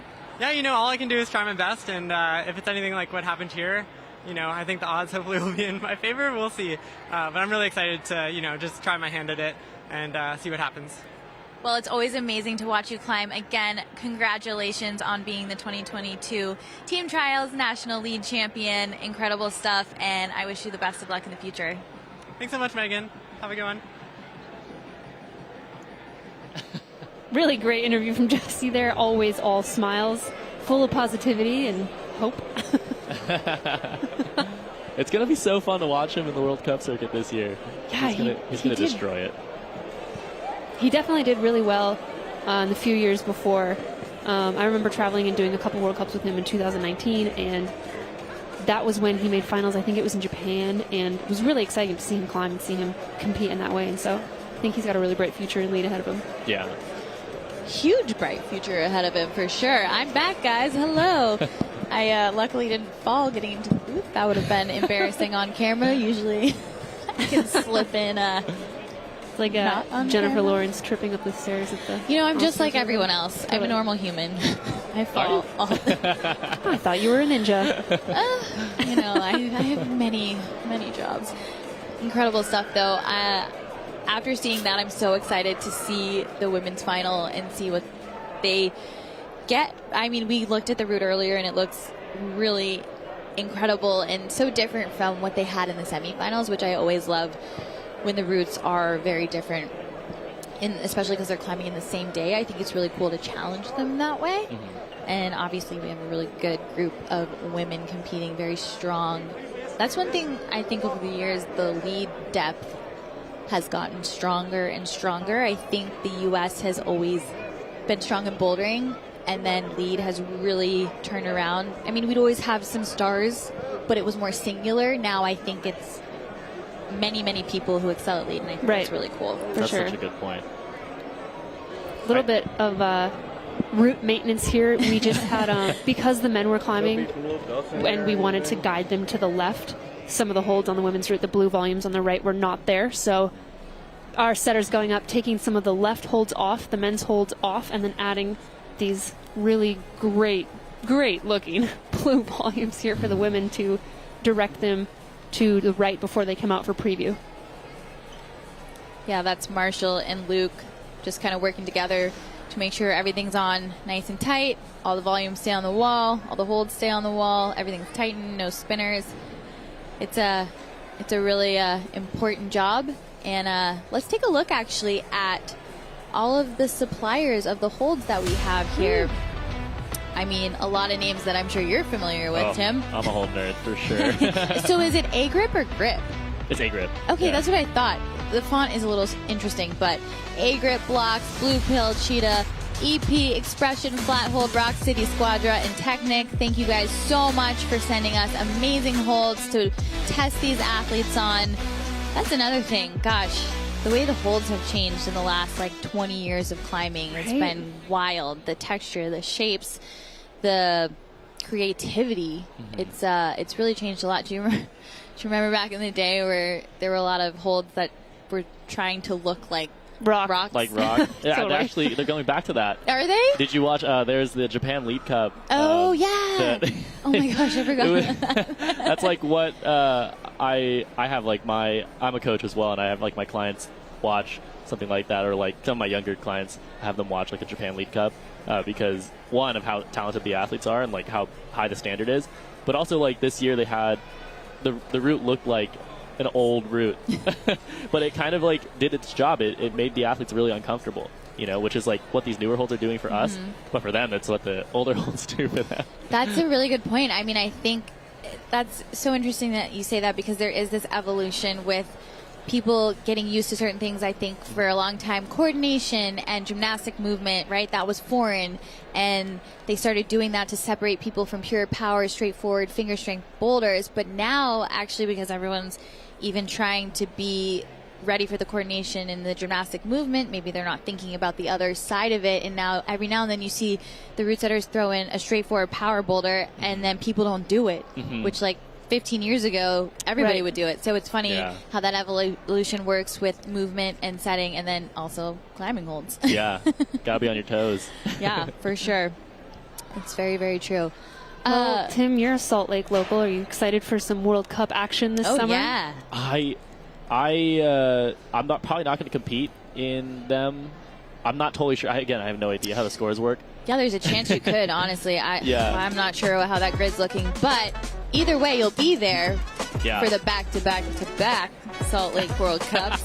May 20th to 22nd, the first Bouldering World Cup, followed by May 24th to 25th, the Paraclimbing World Cup, and finishing it off with the 27th to 29th of May, the World Cup with bouldering and speed, which we did those last year, and the speed one was wild with the records going down. Bouldering World Cups had Americans in the finals. It was really, really cool to see all of that, and we've got a new location this year, which is going to be really cool as well. Yeah, you're totally right, though. I'm excited to watch. It brings so much energy into Salt Lake City. Energy and tear. I definitely cried when Natalia won. Right. I also cried when Sean won. And Sean, yeah. I actually was on the live stream crying. I was this is embarrassing. Crying. People texted me and they were like, "Are you crying?" And I was like, "No." Oh yeah, they saw. We had you on camera. I was crying as I was announcing Natalia winning, and then I had to run behind the wall to interview her, and the whole way from running to her, I was bawling. Tears streaming down your face. I literally ran by Dustin, who's one of the chief judges, not at this competition, but in general. Yeah. And I ran by him. I was like, I don't know how I'm going to do this. I'm so happy for her. That's so funny. Yeah, you honestly get filled with emotion, especially up in it. I mean, there's something to be said for people who go out, and this is what all of you are doing. You go out, you put your dream on display for everybody else, and then when things go right, that's a rare thing. Yeah. Yeah. And so when you see it all come together, it's just overwhelming. Yeah. I'm it's always perfect just and it's to beautiful. Yeah, I'm a happy crier. I'm very rarely a sad or a mad crier, but I tear up at puppy commercials. I'm such a happy. I'm Sports oh get my me God, good. my friends are winning. And I think too, I know, sports. Yeah, it's sports like, get me so good. and I wonder if everybody feels this way, or just because we've been athletes or we are athletes, like we really understand. You know what goes into it and what it means to And them. you know how like the percentage and the chance is so slim. So when you so see hard it to tell. click for people, it's like That's a good point. it's so overwhelming. Oh my gosh, it's crazy. I'm so excited for everything that's coming up. And actually, Tim, I wanted to talk to you a little bit about some of your plans coming up that are kind of groundbreaking. Can you speak to that a little bit? Oh, yeah. You're talking about the high ball stuff. Yeah. But, so at the end of this year, hopefully I'll be going for a project that I've been climbing in Bishop, California for like 10 years. And it's actually a good type of thing to... I was thinking about it today because I was like, man, I had like such a mental block in my competition today. But the projects that I do are based off of just like mental strength, and it kind of sometimes in some way makes me question it. But I just go to Bishop and practice, and like, and you climbed a ton of Bishop. But yeah, I mean, Bishop is just incredible. It's the land of the high balls. Speaking of World Cups being in like kind of your home country and like being inspiring, Bishop has been the place that always has inspired me because of how big the lines are and how like classic and historic the lines are. So my project is a link up of like 5 of some of the biggest, most historic high balls there. Yeah, hopefully. In a day, yeah. In one day, yeah. Incredible. Which ones? So maybe not particularly in this order. I want to do Footprints, Too Big to Flail, This Side of Paradise, Ambrosia, and Evolution Direct all in one day.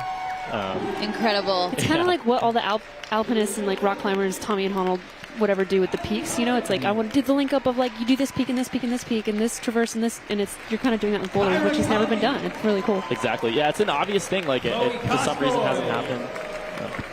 Okay. But and coming in final, seated in the first place position. It's a really obvious thing to try to challenge yourself in more the mental realm than the physical realm. This happens to be a really physical challenge because it's 5 50-foot long high balls that are really sharp and really painful, and that's mostly what I have to practice is the logistics of keeping my skin together, but also just staying confident and actually just understanding and really believing that it's possible because it's unprecedented. It's never really been done. So unprecedented, and such an incredible goal, and I wish you all of the luck. I mean, I totally believe in you, and I'm so glad you came up with this, and I hope it happens. I'm really excited to hear about it. Yeah, It's amazing. We just saw the women come out, and they are now having their 5-minute preview for the route. It's a little look at Molina Costanza as she sequences the route. I love her.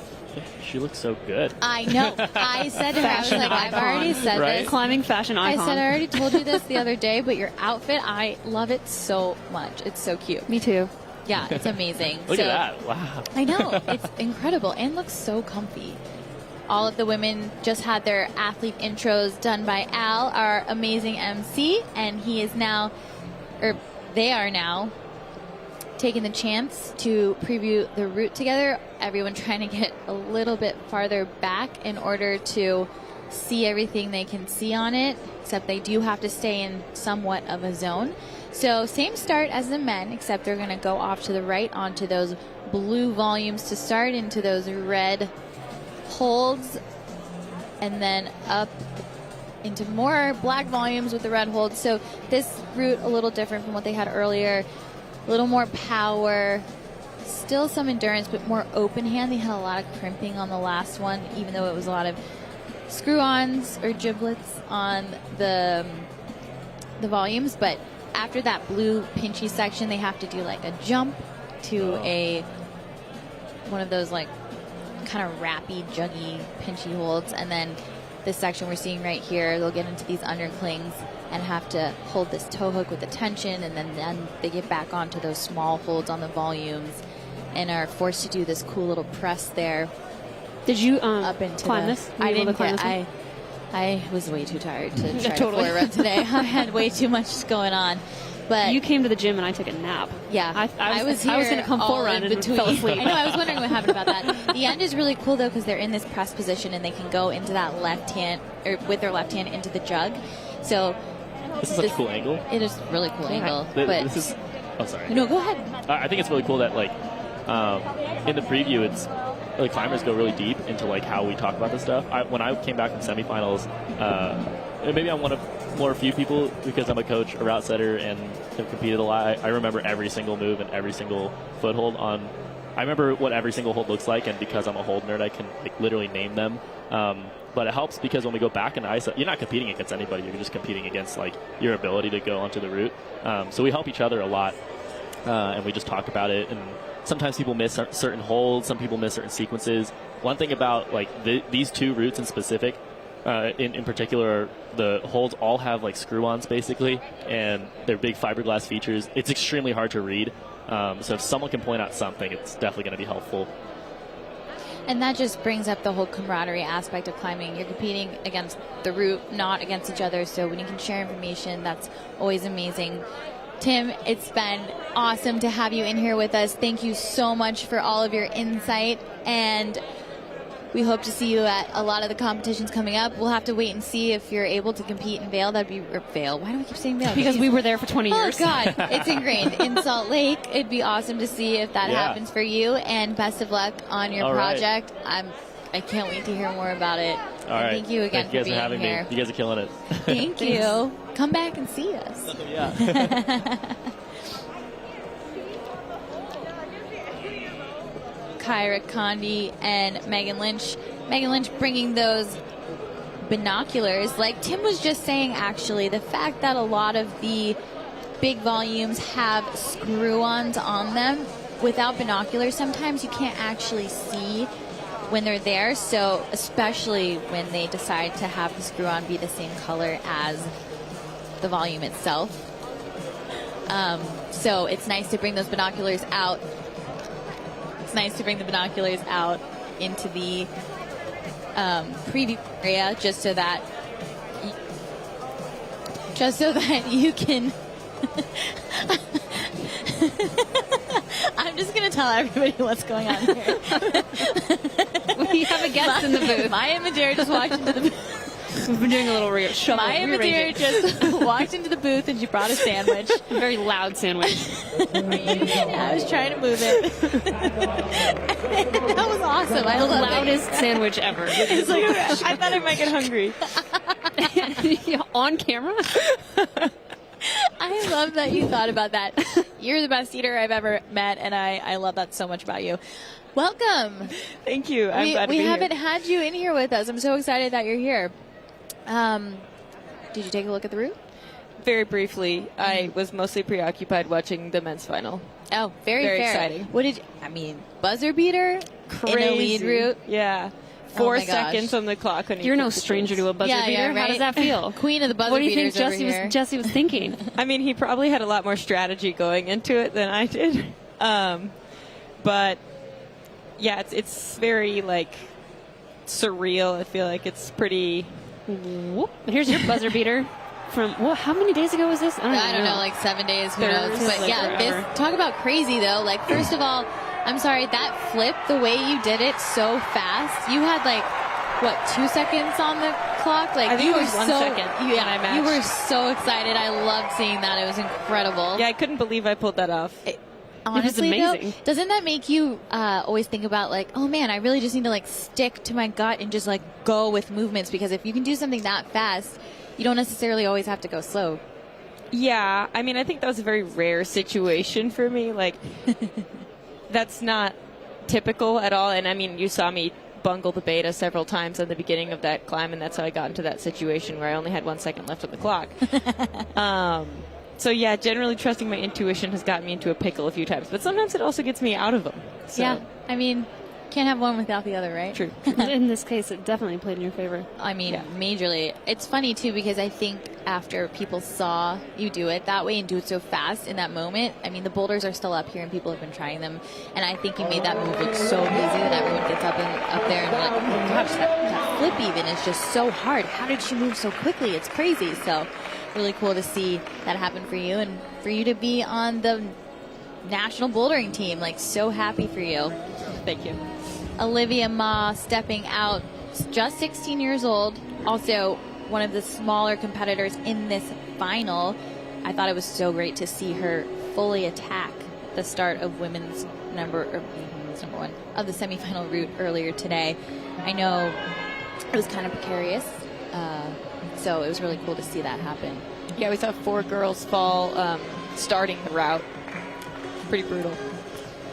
But again, those risky moves, something you see a lot in World Cups in every part of the climb. So you got to be prepared for being really uncomfortable and being really kind of scared sometimes at the beginning of a route.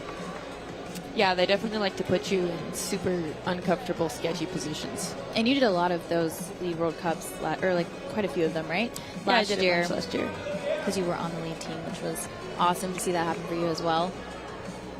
So you can attest to the riskiness and the uncomfortability that happens at those competitions. Yeah, it's a very different setting style from what you normally see in the U.S. A lot of those competitions almost all the ones I did were in Europe.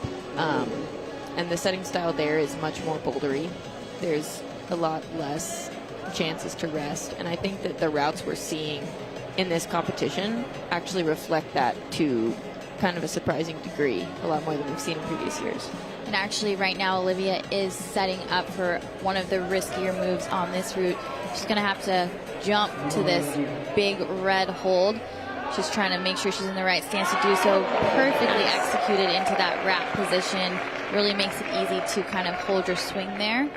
And again, that's very counterintuitive jump. You know, you have to catch it in kind of a very precise position. It's not necessarily what your body wants to do, turning your wrist sideways like that. So true. But then when you catch it, you don't have to worry so much about swinging off. You have that opposition, which is really nice. And it's also a movement that so many of the athletes in this competition are used to because it's a common movement that happens in these competitions.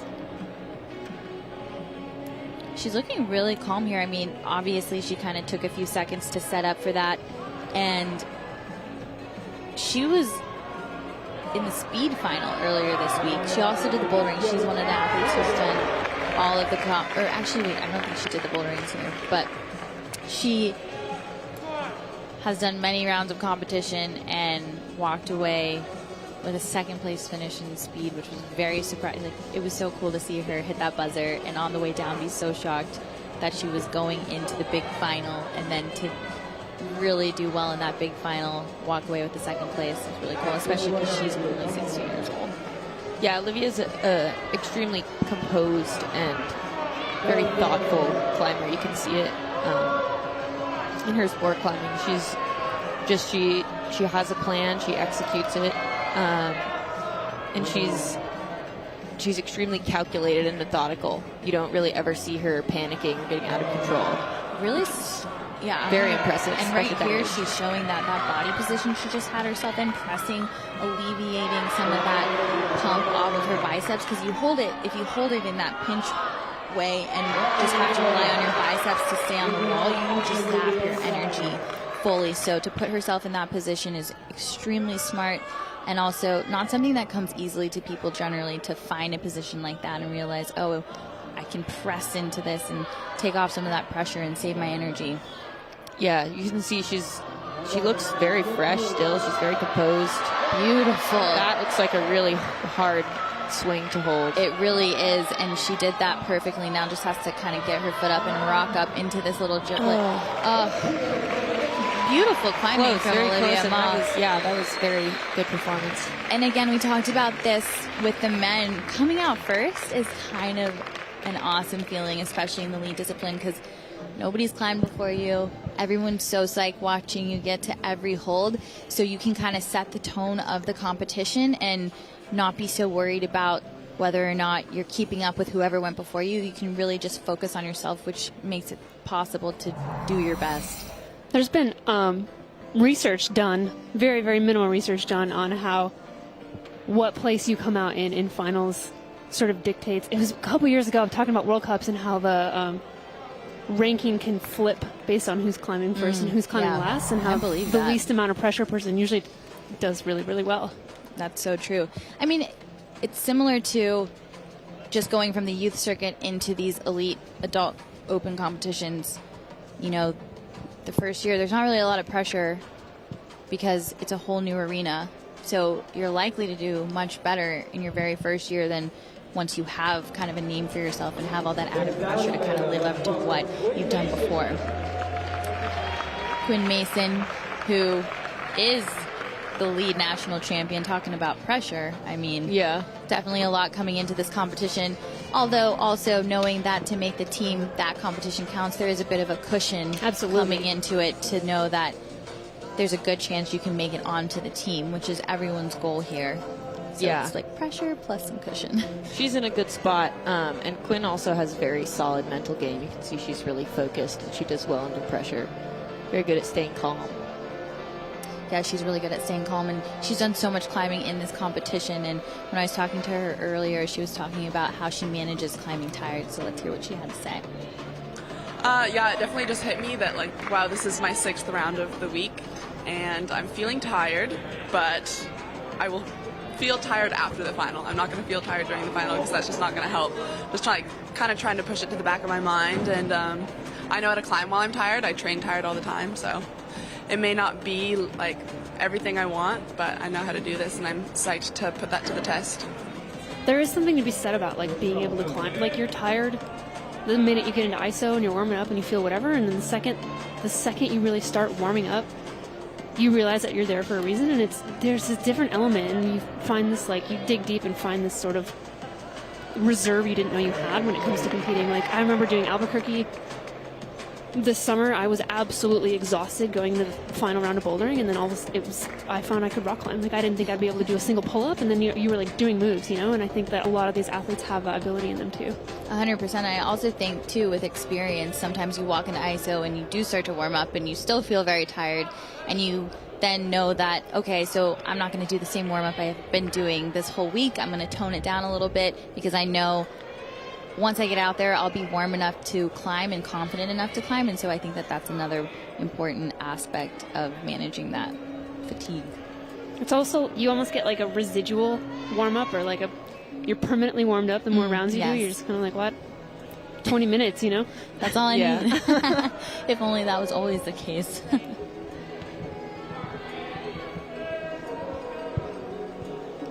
I think it's really interesting, too, this route being so open hand at the bottom. So when you're lead climbing, obviously conserving your energy is really important. But having to grab things open hand, it's a lot harder to not over grip. So starting the women off on this route with a bunch of open hand moves is going to ensure that they're going to be at least a little pumped by the time they get to that head wall. So watching each woman kind of manage that and figure out what she needs to do in order to conserve as much energy will be really interesting. And I think Quinn generally does a very good job at that specifically. Yeah, she looks like she's getting, plenty of energy back on this kind of bad sloper. Yeah, this does not look like a rest to me. She does a great job finding body position specifically. I mean, look at that angle. It's so overhung, and the way she was just kind of hanging out there, she made it look like it was no big deal. Yeah, these open-handed, like, really wide pitches can really zap your forearm power pretty fast. Right. There's something to be said about being able to close a crimp, put your thumb on it, and find comfort in that. Yeah, even when you're really pumped and your elbows are pointing up, you can kind of manage on crimps, but big holds, you can't really get around it. You have to be able to squeeze.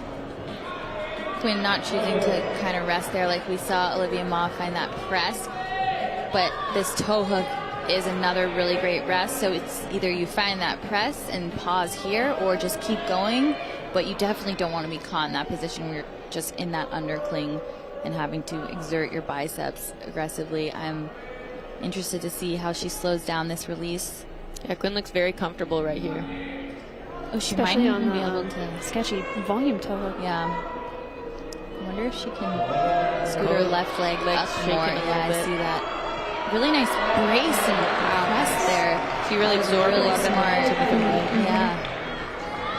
You never really want to be doing a scorpion.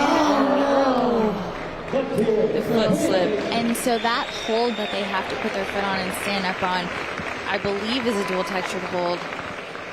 And even if it's not, regardless, it's a very small chip on a volume. And so to do that after all those powerful movements, and it's such a high step to rock over on, really easy place to slip. Let's take another look at that Yeah, it's a very, very high step, and you've just been on your on your arms so much, and to have to then pull up even more to get up onto the foot. Definitely a slip for her. Not ideal, but still a lot of climbers to come. We don't know how everyone else will do on the route. We'll have to see how that ranks her in the current standings. Yeah, she doesn't look happy with that, but she was looking really strong. I think she had a lot more moves left in her. It's such a shame when you get foot slips like that, especially in finals. And the big problem with that, too, is she gets that 36 without the plus because she didn't get it. She was starting to pull up, but she didn't really get that positive movement. She was just pulling up to get the foot up. And so she didn't get to kind of move up because she slipped. So Olivia Ma will be ahead of her with that plus that she got. Great climbing from both of them. And yeah, absolutely. Just even more interested to see how this route goes for everyone else. It is really powerful. Really hard, yeah. Yeah, the bottom is so powerful and open-handed. And it really flips to like kind of a vert technical style at right. the top. Your pace at the bottom is you're amped, you're attacking, you're like doing these power moves, and then you get to the top and you have to slow down the heart rate and like chill a little bit and remember that you can stand on your feet. The setters have done a great job. Oh, they've absolutely killed it at this competition. The diversity of the movement and just how well it's played out in the competition itself. And I really like that everyone gets to try and show how talented they are as well. We're not walking away with a million tops in the competition in any of the rounds. Like, everyone's fighting, and it just doesn't always happen like that. So it's really nice to see that happen. Julia Duffy. Nice angle here. We can see the hold on the bottom of those big blue volumes. And I think there's a tiny little foot on top of that one too. Yeah, there definitely is. But even so, it does. You still have to be pinching on the other side. Nice little look at Ty Hardaway, one of the certified belayers. Can't do this competition without them. It's pretty nice to have people that you see frequently belaying you in these competitions, especially because, you know, there's a lot of big falls in these competitions. The moves are very dynamic. They're risky. So to have belayers that you know can catch you and will catch you. And you know what's great too is they're actually going around doing clinics nowadays, teaching people how to become comp belayers and give a comp belay, because a comp belay is very different than a belay you might see people do in the gym often. They're very soft catches, so the falls are always going to be big. It's really nice to develop that rapport and trust with belayers as well. It didn't exist like 15 years ago, so it's a really important factor. Yeah, it's very nice to have somebody who you recognize and trust belaying you in these comps, because I remember when we used to show up to youth comps and it would be, you know, somebody's mom or dad who volunteered. Got taught how to belay 20 minutes earlier. Right, like not belay certified at that very gym, you know, so sometimes I was a little nervous, and there were some decks. I think that's valid, and it's been great that USA Climbing has really developed this organization, or not organization, but this crew of belayers to really take the lead there. No pun intended. The pun is always intended. That's true. Julia's climbing pretty confidently through this section here. I think this is the hold that Quinn was resting on. Yeah, she looks really smooth. And she qualified really low, and she was one that we talked about earlier who came out in semifinals very early, but we definitely had a lot of like faith and hope that she would probably end up in the top and in finals, and she definitely looks like she belongs here for sure. And she was in the final last year at this event as well, so when you see that, you definitely expect or are likely to see them again in the final. I talked to her about that earlier a bit, and she had some interesting things to say about it. It feels great. I'm really excited to be competing again because I haven't done a big competition in a few months. The last big competition I did was Open Nationals, and that didn't exactly go the way I wanted. So I'm psyched to be here to prove to myself that I can compete at this level and I can enjoy it. I really like that she said prove to herself, because that's all that matters at the end of the day. Other people don't matter. So the fact that she is only trying to climb for herself, and again, another young athlete, only 17, so to have the wherewithal to be so focused on yourself and nobody else, I think that's awesome. Yeah, Julia's also. I mean, she's young, but she belongs at this level. I was doing lead World Cups with her over last summer, and she actually made a semifinal or two, which is quite impressive, especially for your first season on the circuit. She looks like she seems to be enjoying herself as well. I know. I was going to say, I love that she's smiling right now. That's awesome. Anytime you can see an athlete really having fun while in the moment of competition, especially with so much on the line, and I think a lot of people have a really good perspective coming into this competition, like, yes, a lot's on the line, but they're not thinking about that while they're climbing. But even still, competitions are intense, and to have that ability to enjoy at the same time is amazing. Let's see how she handles this release. Ooh, she's going to clip from below. She's got long arms, though. Ooh, yeah, she's man, quite tall. she's 5'8" with and a she knows +4. how to use it. Wow. +4. Yes, so you got it, Julia.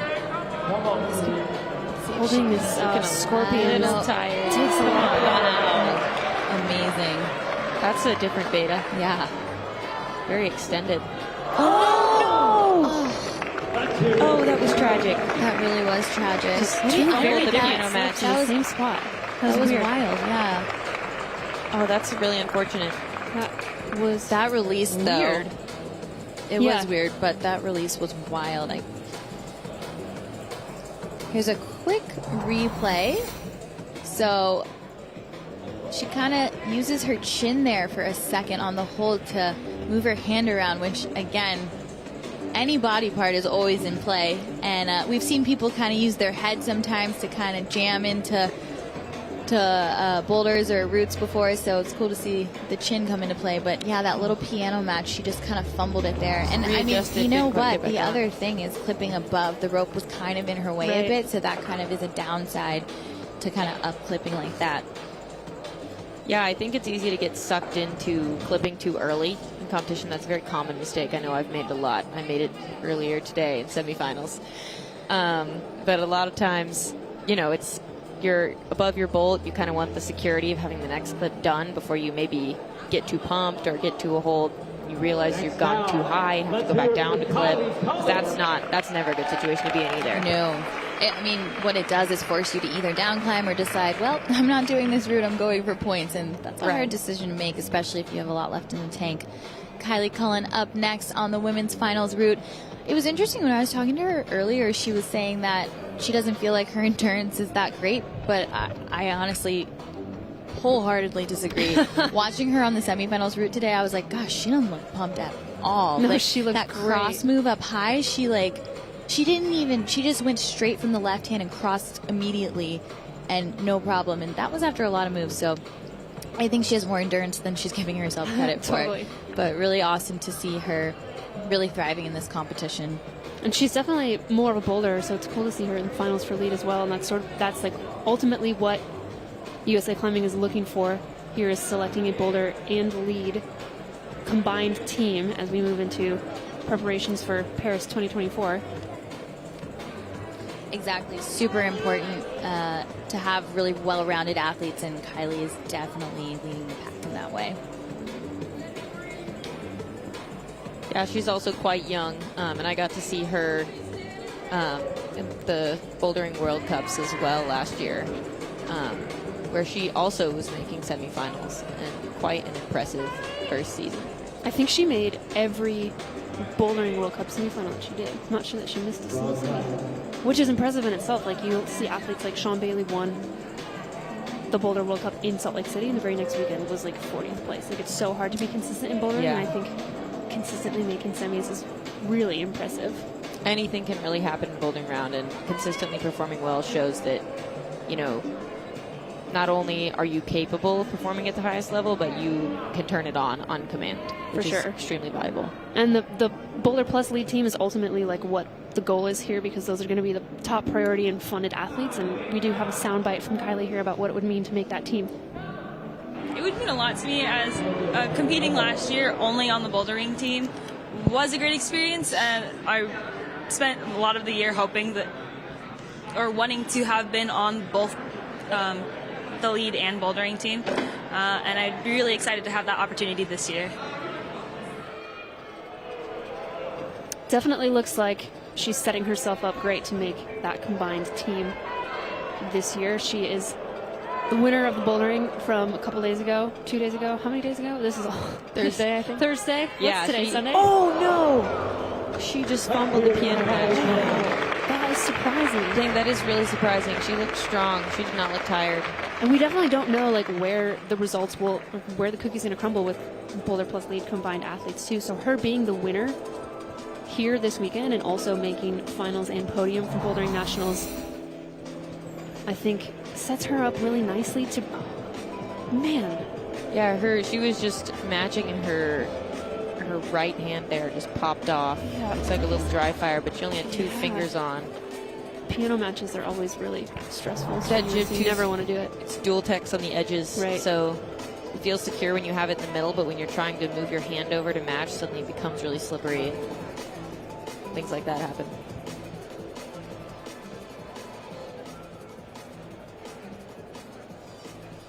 Doesn't a little look bit like of a she's smile happy there, with that yeah. either. Yeah, but no, she's I think it always is frustrating trying to perform your best and having things that happen that are out of your control. Like if you go out and you give everything you've got and it's the best performance that you could do and you still don't top or you don't win, like that's still satisfying, but we've seen like a lot of slips in finals here, and I think that's ultimately more frustrating because it is something that's sort of out of your control, and it's something that you don't feel like you're able to leave the best that you could do out on the field, you know?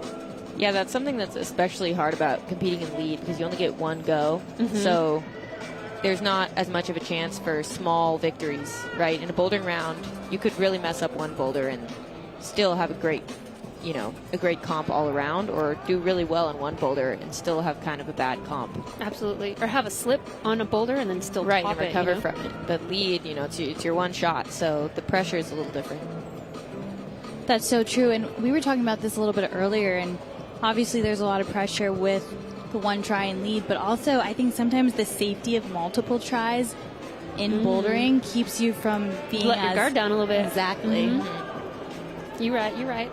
Oh, I love being right. Me too. It's so nice. It happens all the time. So talking to Kyra earlier, obviously like coming off the Olympic Games, she was kind of mentioning how this year was kind of like a recovery year from the Olympics. So let's hear what she had to say about that. I've definitely been thinking of this year as kind of my recovery from the Olympics year. And so I definitely wasn't trying to do all of the World Cups this year, but want the opportunity to go if I, really want to. Lead has definitely been something I've been focusing on a lot more recently, and so I'd really like the opportunity to go to the Lead World Cups. And so, yeah, having to qualify for the team again is super stressful. But, excited to get the opportunity again tonight. It's cool to hear her say that because she is predominantly a boulder. She thinks of herself as a boulder, but I'm starting to think of her as a lead climber. I mean, we've been talking about that all day. This is the best, this week, it's the best she's looked in lead. I mean, I feel like it started at the combined invitational in 2020 where she really started to show that she had what it takes to be a good lead climber, but from there it's just been building and building. So to see it really playing out here nicely, I think is really awesome. Also, I mean, note the fact that only about 2 minutes, not even a full 2 minutes have gone by right now. Speed leader. She's really fast. Yeah, she always moves very fast on ropes, on boulders, in speed. She's actually a really good speed climber. I was surprised she's not trying to focus on that a little too, but I totally get it. Like, the Olympics was a lot, so. It's interesting that she said, sorry, before it. I was talking to her about training speed in ISO earlier, and she said that it's a tactical decision mostly. Like, she enjoys training speed, but it's too much energy and it saps her power for bouldering. So that makes sense. To focus more on bouldering and lead, she kind of stopped doing it. Oh man, that thumb too with the opposition on the left hand, that was so key. So much tension. Oh, no! Oh my god, that's the third person that's fallen off that thing just by like it readjusting. Yeah. She's Must lucky be really it goes slippery. to countbacks unless Oh, there's a match point. But it's crazy to hear her say that she was looking at this year as a rest year from the Olympics. It wasn't necessarily rest, just totally. I think it but almost it's feels unfortunate like that there wasn't that year because the Olympics got pushed back. Like, she would have had a rest year. Totally, and now, now you she's kind of trying have to be qualify in it again. Yeah. That thumb there on the left hand was Gaston so pinch. key. Again, so unfortunate to not get to she just kind is of fully go readjusting, for it. misses. Oh, that's those so holds unfortunate. too. I mean, the volumes themselves can be very slippery, and I mean, we didn't get a really good look at that hold that's on it. It could even be a dual textured hold, and she could have just hit something funny on it. So she's only going to get 35 there because it is a match hold. So that does put her in 4th place currently, so not necessarily where she wanted to end up. But again, we still have to see how things play out. I mean, as we've said, it's kind of, I feel like a broken record, but anything can always happen in these events in every discipline. So it's wild, but it kind of is how it is. Here's a look at that hold. And so those holds, I mean, That's terrible. It's so one terrible. bad. They do make like a dual text version of that hold, I think, but I don't think that one is. But it's just so slopey and so terrible, and It's really, really chalky, but I think that it actually might be dual text on the edges. That's what because it's 'cause like I one know of those that like barbell hold- ones that has Exactly. the two. See, you see the two. Oh no, it's not. No, it's not. Yeah, it's a more. foothold. It's the exactly. So It needs a good brushing. It really does. although the actual flat hold logo is slippery, and it's right there. and it's right there where they're kind of trying to match. So there's a one little chance. spot. Yeah. It's. I mean, anything makes a difference. If your index finger just that's the like your most intense point of pressure, and it goes over that little slippery So logo. it really can could be kinda, that. I mean, if this was a route outside, it would be ticked. You know, you want to be as True. precise and perfect as possible, and we don't have that luxury of doing that in competitions. But if this was a route someone was trying outside, everything would be meticulously and precisely ticked. It's true. Sometimes they take holds, but not all the time. Right. Chloe Koskoy starting the women's route, another climber who's really kind of come into the lead discipline nicely in the last couple of years. She did some lead World Cups this last season, and she actually had a lot to say about just the community and how much she loves competing. And let's hear what she had to say. I think I've always been pretty competitive throughout different sports that I did when I was younger, and but climbing specifically, I think just the community here is so amazing, and being able to be in ISO or climbing out there with my friends is just so much fun, and there's nothing quite like it. I mean, I agree. Nailed it. I don't.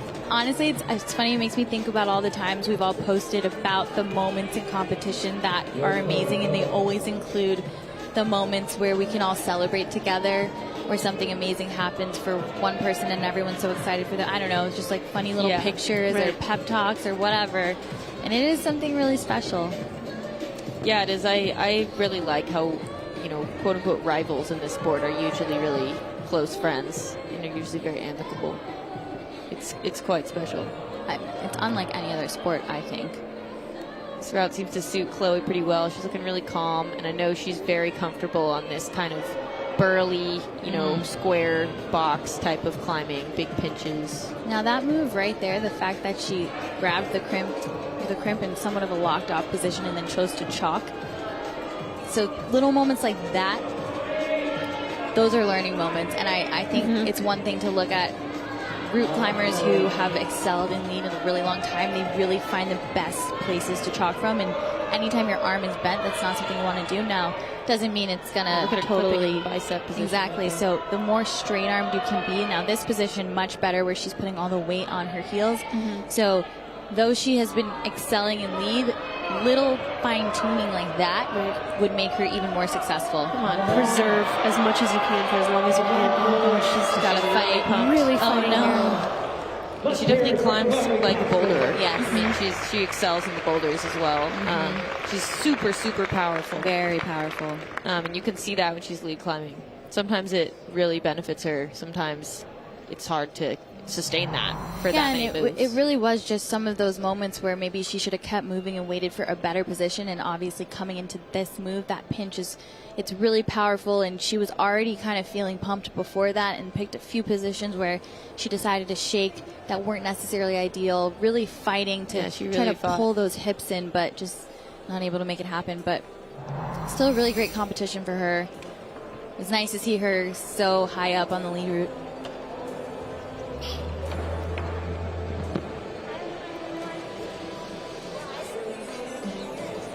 Going over to the hot seat to talk about the route with the rest of the girls who have already gone. I don't know that anyone over in the hot seats right now are that stoked. There's been kind of some weird slips, and we haven't really seen anybody celebrating her. I mean, again, I think we talked about this earlier when the men were climbing. Alex. Like, you want to come off the wall trying your hardest. The last thing you want is a slip, and unfortunately, that happens sometimes. Quite a few of them. Yeah, and it's kind of interesting that it keeps happening in the same spot. It's like, I think it's because they're taking a second to be able to stand, and they let their guard down just ever so slightly after kind of fighting through that release move, and you just can't do that there. Megan Lynch getting onto the women's route. She's been in the game for a long time, and really nice to see her in the final here. We've seen her in bouldering finals, and really came prepared this year with a lot of route training, and it definitely paid off. And she had some really awesome words to say about why she loves climbing so much. I just think of me as a 10-year-old girl absolutely falling in love with the sport when I started. So I feel like every day, even some days when it's hard or I don't want to get out of bed and train or the routes are tiring, I just always come back to the reason that I fell in love with the sport, and it's simply because it makes me feel the most authentic I can feel as myself and as a person. So I just love it so much, and I'm super grateful to be here and just at another USA climbing event. I thought that was really sweet. It was like really beautifully put, and I think it's important to hold on to the reasons why you start doing this sport, because obviously you can get wrapped up in the competition and what you think you need to do and how you get to this next step, and you just always got to remember why you love it in the first place. Yeah, she's got a great attitude. It's easy to get lost in the pressure sometimes. She's also looking like she is comfortable on this route. She's straight chilling, very fit for lead right now. Yeah, I mean, she's always had a lot of power, and I know she made that move to Massachusetts recently. And a lot of the gyms there have very steep, long routes. I mean, we've done a lot of national championships there, and oh gosh, I always remember being like, ugh, I just like don't think I can ever make it to the top of that one lead wall. It's like just too steep, too long. And if you train on that, you're definitely prepared coming into a competition like this. Yeah, she looks relaxed. And also just building that confidence. Like, once you know you can be on the wall for a long time and do hard moves, you're even more confident to give it a go in a competition and just like kind of let your body do what it needs to do. Great example there. She kind of took a second to shake as well and chalk up, but she had her arm much more straight than Chloe did in that position. So if you can do that, you definitely conserve a lot more energy. But also very powerful. Shaking She's a little clipping bit from that walk off. Yeah, she's in a much better position now. Come on. A lot of the girls have initially missed that screw on and had to readjust into it. Looks a little nerve-wracking. It's hard too, because like Alex was saying before, you don't really know if they're there or not. Maybe you saw it with the binoculars. You're kind of just going to the chalk part of the hold, hoping it's kind of good, hoping maybe there's a screw on, but you really don't know. So there's some guesswork involved. Nice, Megan. Kind of set up for this move. Looking pretty hesitant up there. Smart to bring that foot up. Now she's got to kind of similar to Chloe there, trying to reel it in. There we go. Oh, but she's fighting. Come on, pinch Megan. is not good either. Oh, man. She's got the plus, though, so that'll put her ahead of Chloe. Again, another performance, though, where she's not really going to have wanted to do that. She's going to have wanted to get a lot farther on the route. Yeah, she doesn't look happy, but she doesn't look that upset. Yeah, it's kind of like the in-between. Really nicely through this bottom section. She climbed it perfectly. Nice and fluid, too. She didn't take too much time. Aside on her fingers. aside from that little, like, stepping on her fingers there. God, this is such a powerful move into that propeller. It really is. And when you're pumped, you can't squeeze. Exactly. Yeah. If you don't get on it and move off of it fast enough, you find yourself in trouble. That's why what Olivia Ma did earlier was a really good idea in terms of you're on the pinch, it doesn't feel great, and then she just kind of adjusted her position to kind of get anything back that she could by pressing into it and then move on from there rather than kind of trying to fight through that pump in that moment and then rush through the next section. Yeah, Olivia also stayed really close to the wall for that move and kind of crammed herself up against the hold in kind of a pressed position, whereas Megan and Chloe really tried to hang from it, and I think that's a lot harder to dangle from the pitch. Totally. That was just a quick look at those standings with Olivia Moss still holding on to that #1 spot, but Molina Costanza, who has been crushing the lead competition all week, with second place at Nationals, first in the boulders at Nationals, third in the boulders here. She definitely has a chance to do really well on this route, has a lot of route climbing experience and success. So we'll see if she can find a top here. And Molina's one to watch for sure. Understatement of the year.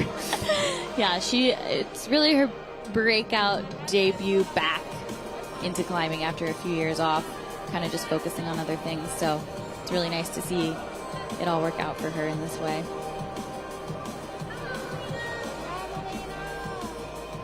This night's pressy start. We were talking about this earlier, how we kind of just love the opening to this. It's not too easy, but it's very gentle. Just a lot of pressing, standing on your feet, but nothing too strenuous. It's been interesting seeing everyone do it a little bit differently too. Yeah, a lot of different betas when there's like volumes and presses and stuff like that. Yeah, and Molina is really looking to have that opportunity to compete on the World Cup circuit this year. She already has it in bouldering, but would love to be on that boulder and lead combined team. She hasn't had a chance to do that yet, and she had some awesome words to say about that earlier. I mean, all of last year I was basically watching all the World Cups. I was sitting at home kind of dreaming about how cool that would be, and that was one of the things that motivated my training the most, was watching these athletes on the U.S. team doing so well and just being so inspiring. And all of that was just so cool for me to watch, and it was something that I've just dreamed of experiencing. I think it'd be so cool to travel with, especially some of the other women here. They all inspire me so much, and I think that it would be such a fun experience and so cool to be kind of in that atmosphere, in that environment, and it's something I've just dreamed of for so long.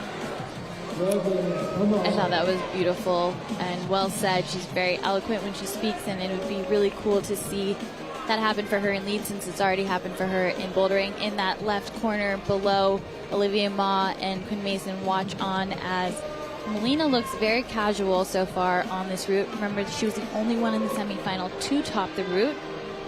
Looks like she found that jib nicely. And again, this heel hook here seems to be a really great way to kind of sink into the rest here. Again, trying to find those straight arm positions, keeping the hips into the wall, doing everything you can to alleviate that exhaustion from your upper body. Yeah, Molina's looking very comfortable here. She's very smart with her climbing, as well as having incredible fitness and power. So it's really inspiring to see the combination of a lot of different strengths with this one.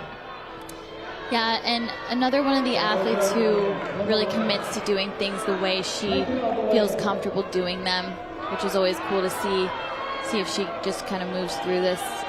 Definitely it seems like the smarter idea to get into this next flat hold, that blue volume. Kind of. Oh, look at her resting on that really bad showing jib. that she's enjoying. I know, right? Clipping from the crux hole, essentially. Yeah. One of the crux holes. Showing everyone she's having a good time as she climbs. And honestly, again, if you can't enjoy yourself while you're climbing, at the end of the day, why are you out here? It's supposed to be, I know obviously competitions are hard and climbing itself is hard, but you have to take those moments and enjoy it. Going with some different beta here. Foothold. Oh my goodness. That's interesting. Wild. If it works, it works. And she's looking quite solid on it and didn't have to deal with the gross match. But under the rope like that. And she also didn't. And she's got it. Have to do that release move. And Olivia Ma there watching as Molina Costanza just secures her first place win here at Team Trials. Still looking so casual. I still can't believe that she went with that other method and it worked the way it did. Crimping that disgusting, again, commitment, the most important thing you can do. And she's going to be looking for a top. Checking the clock. She said after the semifinals route she had a really good time on it, but she was hoping that the finals route would be a little bit harder because she knows the World Cup routes will be really hard, and she really wanted to push and challenge herself on something really difficult. She said too easy. in more words than that, but yes. But I mean, I think this route is very challenging, and you see her breathing quite heavily and just kind of taking those times to rest. And again, you know, prepping for these World Cups, resting on those not so amazing holds is always a good idea. Another kind of shake and move that she's doing here. And again, putting in that super extended undercling. I think the way she did that lower section too added to the fatigue she's feeling now. So even though that might have been a harder way to do it, in terms of prepping herself for the World Cups, it's just going to make her more confident going into that. Let's see if she can get into this press. I love this ending, a press all the way to the top. You could technically try to clip from here. I think it's a lot harder. She's going to go for the top. Is she going to make it? Yes! She just needs to get to that clip. And Molina Costanza not only becomes the 2022 Team Trials lead champion, but also tops the route, which is the best way to end a competition. And I gotta say, she looked phenomenal on that route, and it was really cool to have to see her fight at the end. Yeah, really great to see a top for this route in this round. I was starting to worry with the multiple slips of the same hole. I know, it can get very worrisome. But do not worry, Molina Costanza is here to top all the routes. Fear not. Fear not, everyone. She will top the routes. 46 points for Molina Costanza on the women's lead final. Amazing climbing from her dominant this weekend. And really smooth throughout the top section too. Like you could tell a little pumped, but still like definitely able to keep it together. I mean, she was totally fighting. She was falling. Look how psyched she is. And she fell out like 2 times as she was pressing, and she reeled it back in so nicely. And just committing to the top like that. Ugh, wow. Incredible climbing from Molina Costanza. I cannot wait to watch her in the World Cups this year. No, she definitely is proving here that she belongs over there.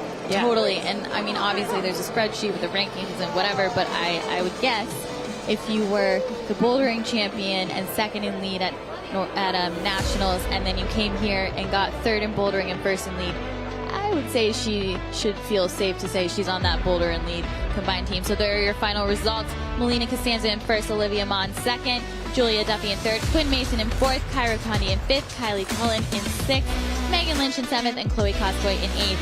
Another amazing final here and a great way to end this week.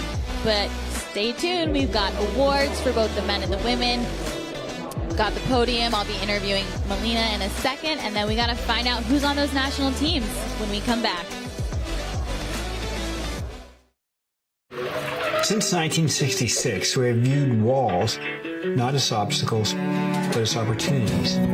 From the big walls of Yosemite to the high peaks of the Himalaya, we were searching for a personal kind of freedom. In this pursuit, we found a community, strengthened by different stories, experiences, and perspectives. This community has shown us that the only way forward is together.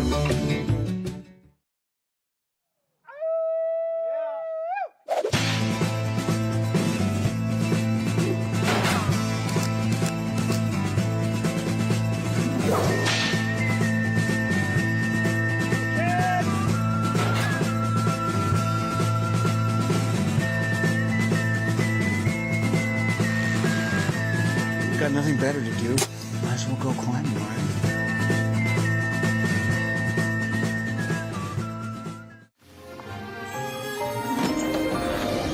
Remember when no dream was too big? And you could fearlessly face the unknown. You still can. When you have a rock you can depend on for life, you'll be unstoppable. Like the millions of people who rely on Prudential for financial planning and investing. Who's your rock? And we're back. We're going to have a quick interview with your national team trials winner, Molina Costanza. Quick peek at the venue here and another look at that women's finals route, which was like kind of full on from the get-go. Yeah, big holds, a lot of kind of pumpy, wide pinches straight up from the ground. Kind of get you bricked right off the gate, and then you come around that head wall and have to keep it together. I think the setters have done a really, really nice job at this event. Yeah, that transition. And let's throw it over to Megan. Molina, huge congratulations. I mean, you have had an incredible year, and to end this kind of journey into the World Cup season with another win in the lead discipline, I mean, how do you feel? I'm still a little bit in shock after, honestly, it's only been a few minutes since I got down, but I'm so excited, and I'm so grateful to be here, to be able to be going on the World Cup circuit, being able to travel and compete. It just is such a thrill, such a rush, and I'm just really excited and grateful to be here. I mean, the biggest of congratulations. We are all so happy for you, and I see that you brought Bear along. Bear's really excited for you as well.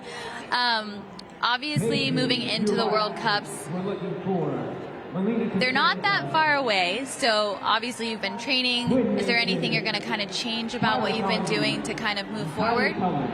Moving forward with my training, the biggest thing I'm going to change, I think I've been focusing primarily on sport recently, but I'm definitely going to focus more on bouldering because the Bouldering World Cups are first. I'm going to focus more on, I guess, kind of execution on the first try, trying to minimize attempts. And in general, just strength and power. And I'm really excited to make that transition because I think it'll also improve my sport climbing. 100%. And when you climb, you have such a confidence, and it was really shown on that route. I mean, every movement, and you were actually enjoying yourself through the route. It was so nice to see you smiling. And then making decisions, I think it's really incredible to be able to make decisions and just stick to them and have that confidence. Can you tell me about that a little bit?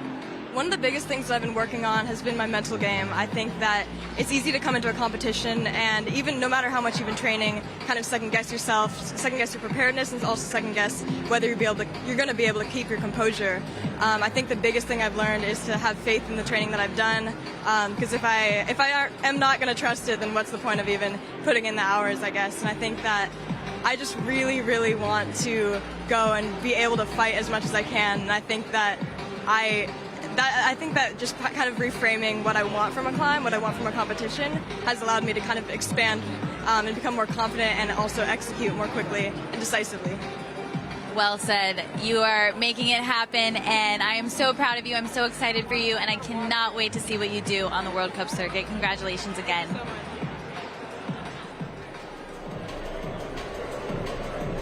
Awesome interview from Megan and Molina there. Really excited to see what Molina does on the World Cup circuit. I think that the dominant performance sort of all year, Albuquerque Nationals here. There was another lead World Cup in the middle there that I did not go to, but super cool to see. And just excited for we have a team, we have a stacked team, and we have a deep team because Natalia and Brooke have buys on the women's team, and we also have two men who have buys, and I think us bringing more athletes to World Cups just gives more athletes the opportunity to gain that experience, and I think that that's going to be really important. Right. I think normally, we have 5 quota spots, but for women in bouldering this year, we have 7 due to our pre-qualified athletes, and we have 6 for women in lead, and for men in bouldering lead. We're going to take a look at our YETI moves of the day here really quick. Both tops of the routes. Again, both Jessie Gruber and Molina Costanza with the tops. Jessie with that buzzer beater for this YETI move of the day. Woo, the stress there was real, and he even said so himself. He had to really just turn it on at the end, and then Molina Costanza with this amazing top and amazing climb, getting a quick hug from Quinn Mason. They've been teammates forever, so it's really great to see that. World athletes and incredible climbing today. I am blown away. This week in general has just been amazing. So many talented athletes. I'm really excited for those World Cups. I can't wait. I know. I'm so stoked for the Salt Lake ones. It was the most fun 2 weeks. So much fun. Everyone comes to us, Yeah, lucky you live there. I'm coming to you, that's for sure. Am I staying with you this time? Totally. I'll have space for you. Perfect. Yeah, it's so incredible. And Maya, we can't wait to see you at that World Cup competing. We will be there supporting you and wishing you all the best of luck. And yeah, really excited to see how you do out there. And as long as you're having fun, that's all that matters. I'm also excited. It's been a while. Thanks so much for being with us. For having fun? Yeah, it's been a while since World Cup. Since Bouldering World Cups. We have fun every day. What are you talking about? Yeah, that's true. I had fun on Thursday.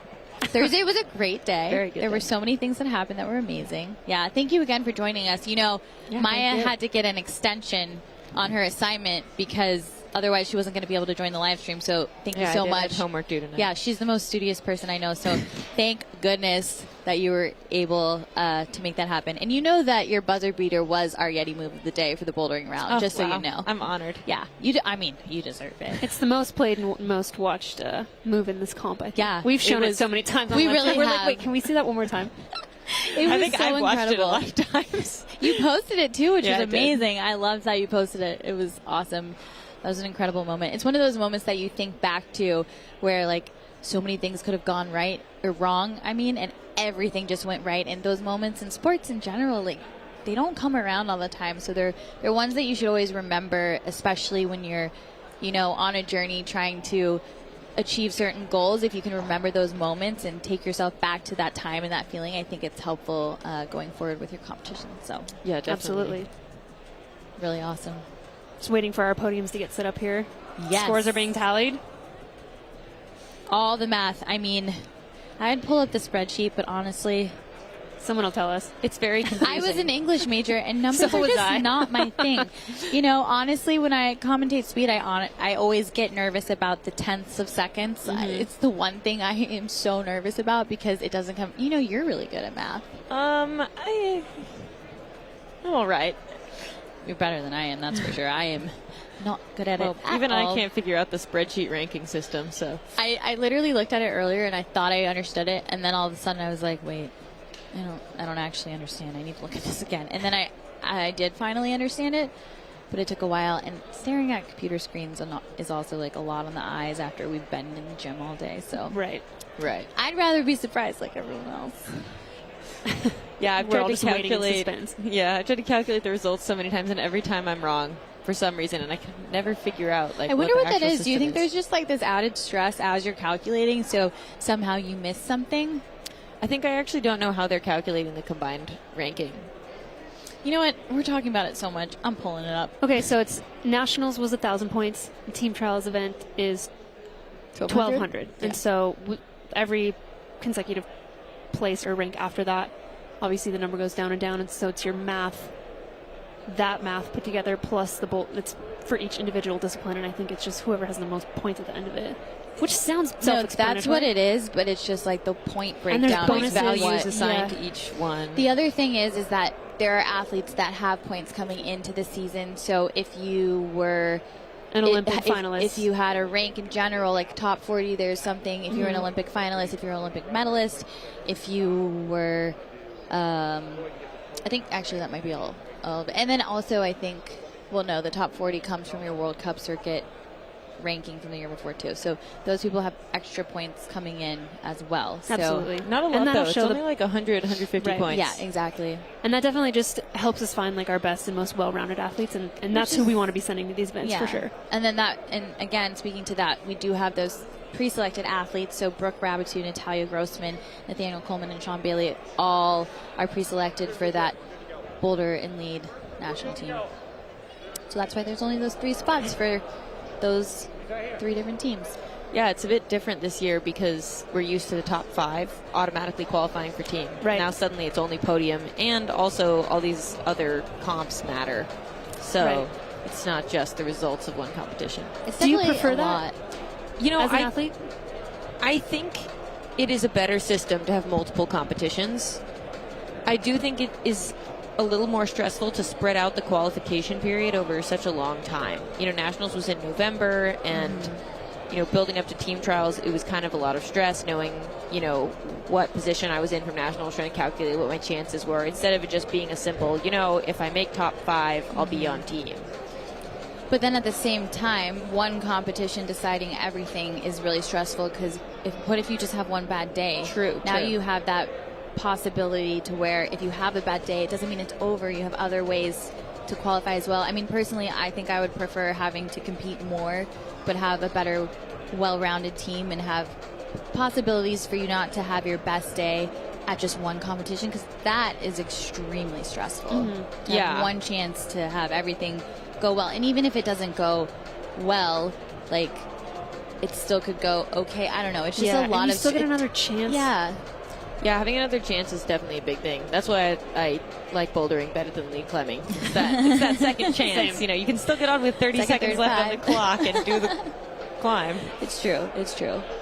I don't know. I go back and forth. Yeah. But also, I like sitting here. I do agree that there's something to say about the selection events being closer together in the year. I think having multiple events to choose the team is really important, but possibly like squishing is the wrong word, but like scheduling them a little bit closer together so it's like you're fit, and then you're off to do World Cups, I think. Right. Makes a lot of sense. They may have been trying to anticipate some athletes being injured and letting people have time to recover before the next competition. That is something that you would need to make time for because anything can happen. I mean, I feel like a lot of times we're really lucky that we don't see a lot of injuries at these competitions, like severe injuries, but they do happen occasionally, and it is a devastating thing, and to have that extra time just in case something like that does happen. Yeah, or just like if someone is injured for the first comp. Actually, great example earlier, Ella Von Duggan, for example, she didn't compete in bouldering at nationals because she had hurt her knee, and she actually crutched up to the wall to compete in lead in order to have enough points to be able to come here when she was healthy, so that's why she only competed in lead. I remember that. She got higher than me, and I had both feet. I totally remember that. Yeah, so like for an instance like that, they gave her the opportunity to come here healthy and try to qualify this way. So I think it's a good system. I think putting everything on one event, it's just really stressful. Yeah, it is. It's a lot of pressure. And I do think that it's better for selecting a well-rounded team to have the selection process happen over multiple events. Exactly. It might be a little bit more stressful for some of the athletes. Some people like it, some people don't. But yeah, no, it's better for the performance of the team. And also moving to events where we're doing every discipline at that event in one long week. Also, you would want to have another opportunity to qualify because, again, it's so much climbing. Yeah, you get really tired. Yeah. My skin are you is okay? so thin. Can I? Yeah, well, my skin... it's not amazing. You should... Can you do guys that? get a close-up or something? Is that possible? You can kind I don't know of if see... you can really see no it. close-up, but you can actually see, though, if you look, if anyone looks closely, like... Oh, you can totally those see little, that like, middle finger for sure. Yeah, you have no skin. We've been trying to talk about that, how it's like a file going onto your skin and just blood just starts oozing out. When I saw this finals route, I was like, man, good thing I didn't make finals because I definitely would have been bleeding all over those pinches. So, we were just talking about the pre-selected athletes, Brooke Rabatou, Natalia Grossman, Nathaniel Coleman, and Sean Bailey. Again, pre-selected and on the team, on all the teams because of their performances during the 2021 international competition. So that's why you're not seeing him here. They are training for that first World Cup in Meiringen, Switzerland. Switzerland. Always a great competition, a great one to start off the year with.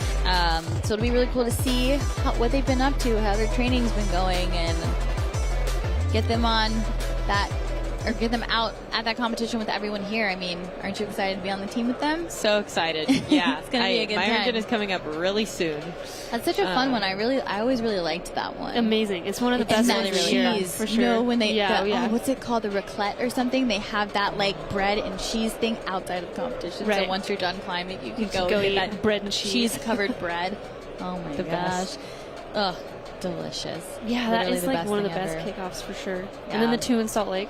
It's gonna be a good season. Yeah, a really good season. I mean, so many good comps coming up. Also, I was talking to Emma Hunt earlier about the Speed World Cup specifically. Like, I think the first one starts in Seoul, which will be really cool. I think that's a Bouldering World Cup as well. Oh, really? Yeah, I think it might be combined. Bouldering. Yeah, so that one must be in between Meiringen and Salt Lake World Cups. But it looks like we are getting ready for those awards, and soon enough we will find out who those new national team members are as well. Awards will be presented by Mark Norman, CEO of USA Climbing, Bruce Mitchell, President of the USA Climbing Board, and Darren Pear, co-owner of Stone Summit. Please welcome the men's medalists. Gentlemen, right this way.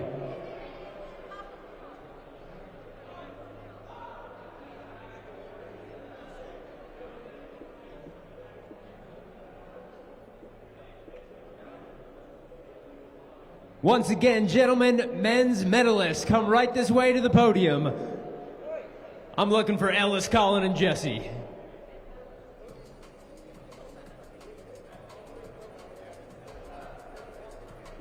Take your positions, gentlemen.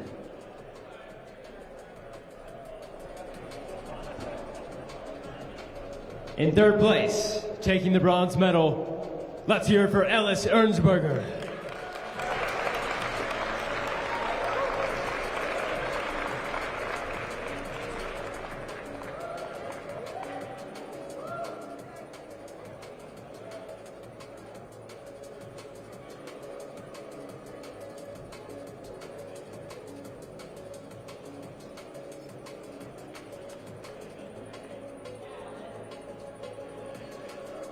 In second place, taking the silver medal, Colin Duffy.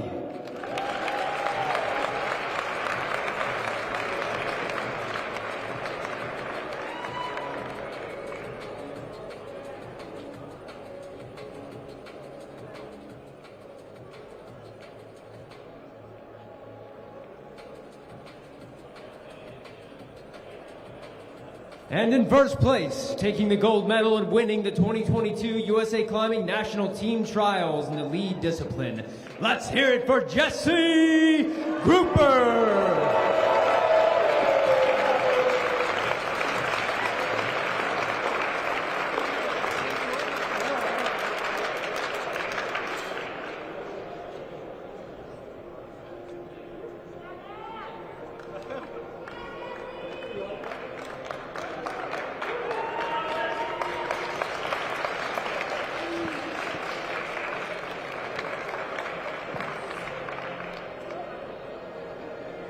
Thank you so much, gentlemen.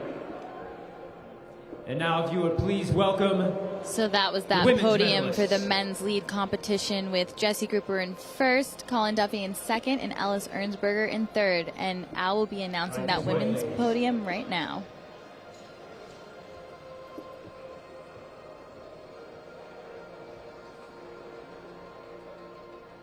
In third place, taking the bronze medal, it's Julia Duffy.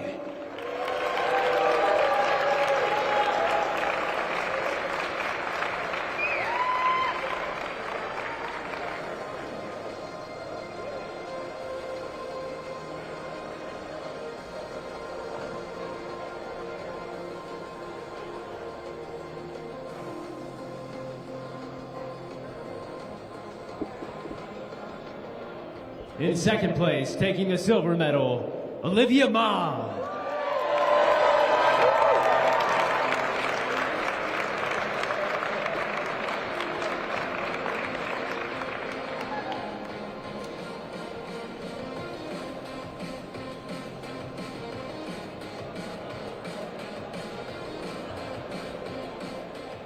And in first place, taking the gold medal and winning the 2022 USA Climbing National Team Trials lead discipline. Give it up for Molina Costanza!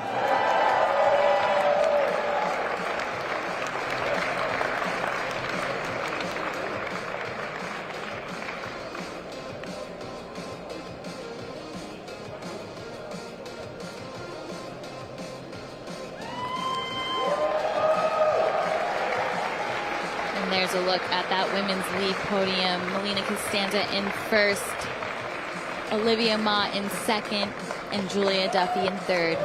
Thank you so much, ladies.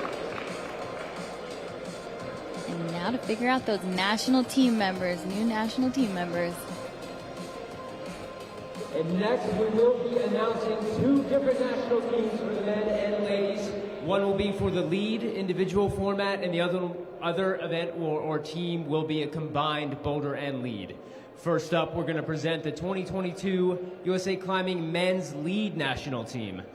Now, two of the members of our national team have pre-qualified due to their performance on the international circuit. That's the Olympics, the World Cup, and the World Championships. Those gentlemen are not here, but that is Nathaniel Coleman and Sean Bailey.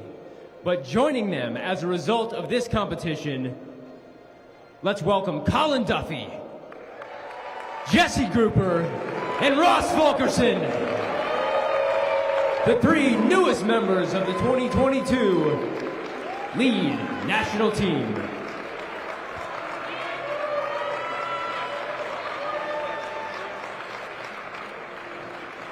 And And there's your USAC national team for men's lead: Sean Bailey, Nathaniel Coleman, Jesse Grouper, Colin Duffy, and Ross Fulkerson. Thank you so much, boys. Next, we'll present the 2022 women's lead national team. And just as with the gentlemen, 2 of the members of the national team have pre-qualified due to their international performance, and that is Natalia Grossman and Brooke Rabatou. But joining them now, please welcome Molina Costanza, Quinn Mason, and Kyra Condi.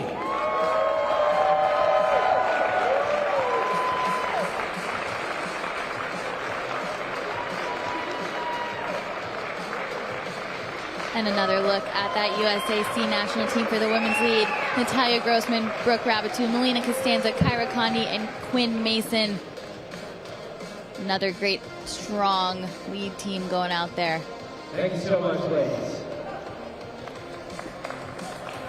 And now finally we arrive at the 2022 lead and boulder combined team, which is a separate team. Just as with before, Nathaniel Coleman and Sean Bailey are on that team and are not present today, but joining them are Colin Duffy, Jesse Grouper, and Ben Hanna.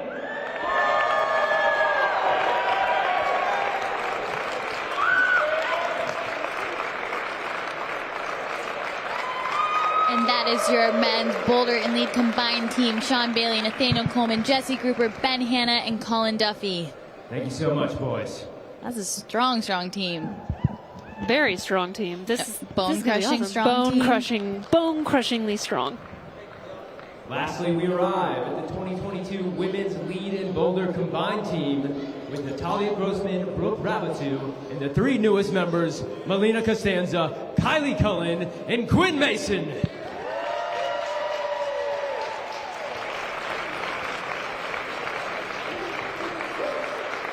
And there you have your women's USAC national team for boulder and lead: Natalia Grossman, Brooke Rabatou, Molina Costanza, Kylie Cullen, and Quinn Mason. Amazing efforts from these athletes. Another also incredibly talented, so strong. Impressive. We literally could not be sending better athletes to do all this. Amazing. What an exciting competition. I can't even believe it's over. I mean, it started and we had so much to do, and now it's over. We have 6 new national teams. Yeah, 6. I can't do math. I told you already. It's kind of a English problem. major. No, but crazy. So many talented athletes, so many emotions. Maya, thank you so much for joining us for this portion of the broadcast. And again, congratulations to you on the bouldering national team. Can't wait to see you in Salt Lake. And, well, we'll watch you at the other ones, but we will be there in Salt Lake. And AJ, always a pleasure. Absolutely love working with you. We had a blast. And I'm Megan Martin, and so happy to be here at this competition. Absolutely amazing climbing. We had an audience. We had no masks. We had incredible saves, incredible moments, camaraderie, everything you want. Action. All the sports action. Join us again sometime soon. Remember to see us in Salt Lake City. Back-to-back-to-back World Cups. We'll be there, and you should be there too. Thanks again, and good night.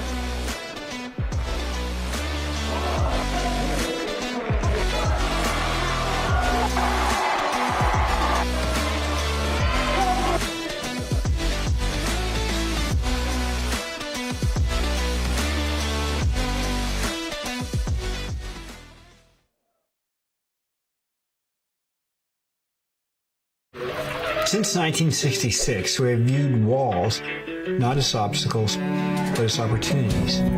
From the big walls of Yosemite to the high peaks of the Himalaya, we were searching for a personal kind of freedom. In this pursuit, we found a community, strengthened by different stories, experiences, and perspectives. This community has shown us that the only way forward is together.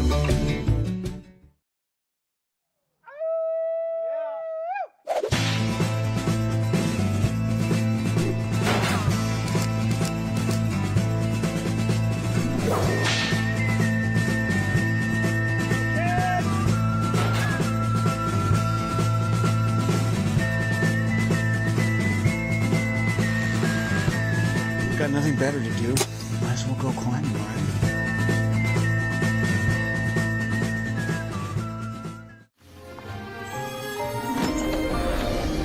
Remember when no dream was too big? And you could fearlessly face the unknown. You still can.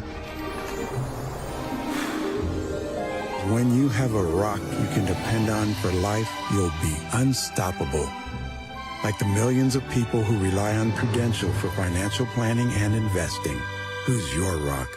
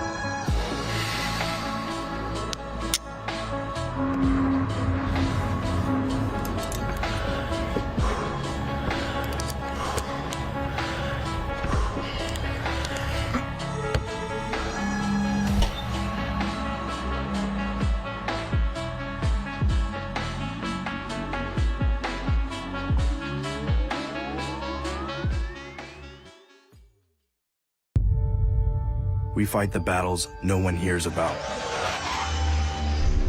We drop into the middle of firefights to rescue others. And act as one-man air traffic control towers. We're the ones who go before all others.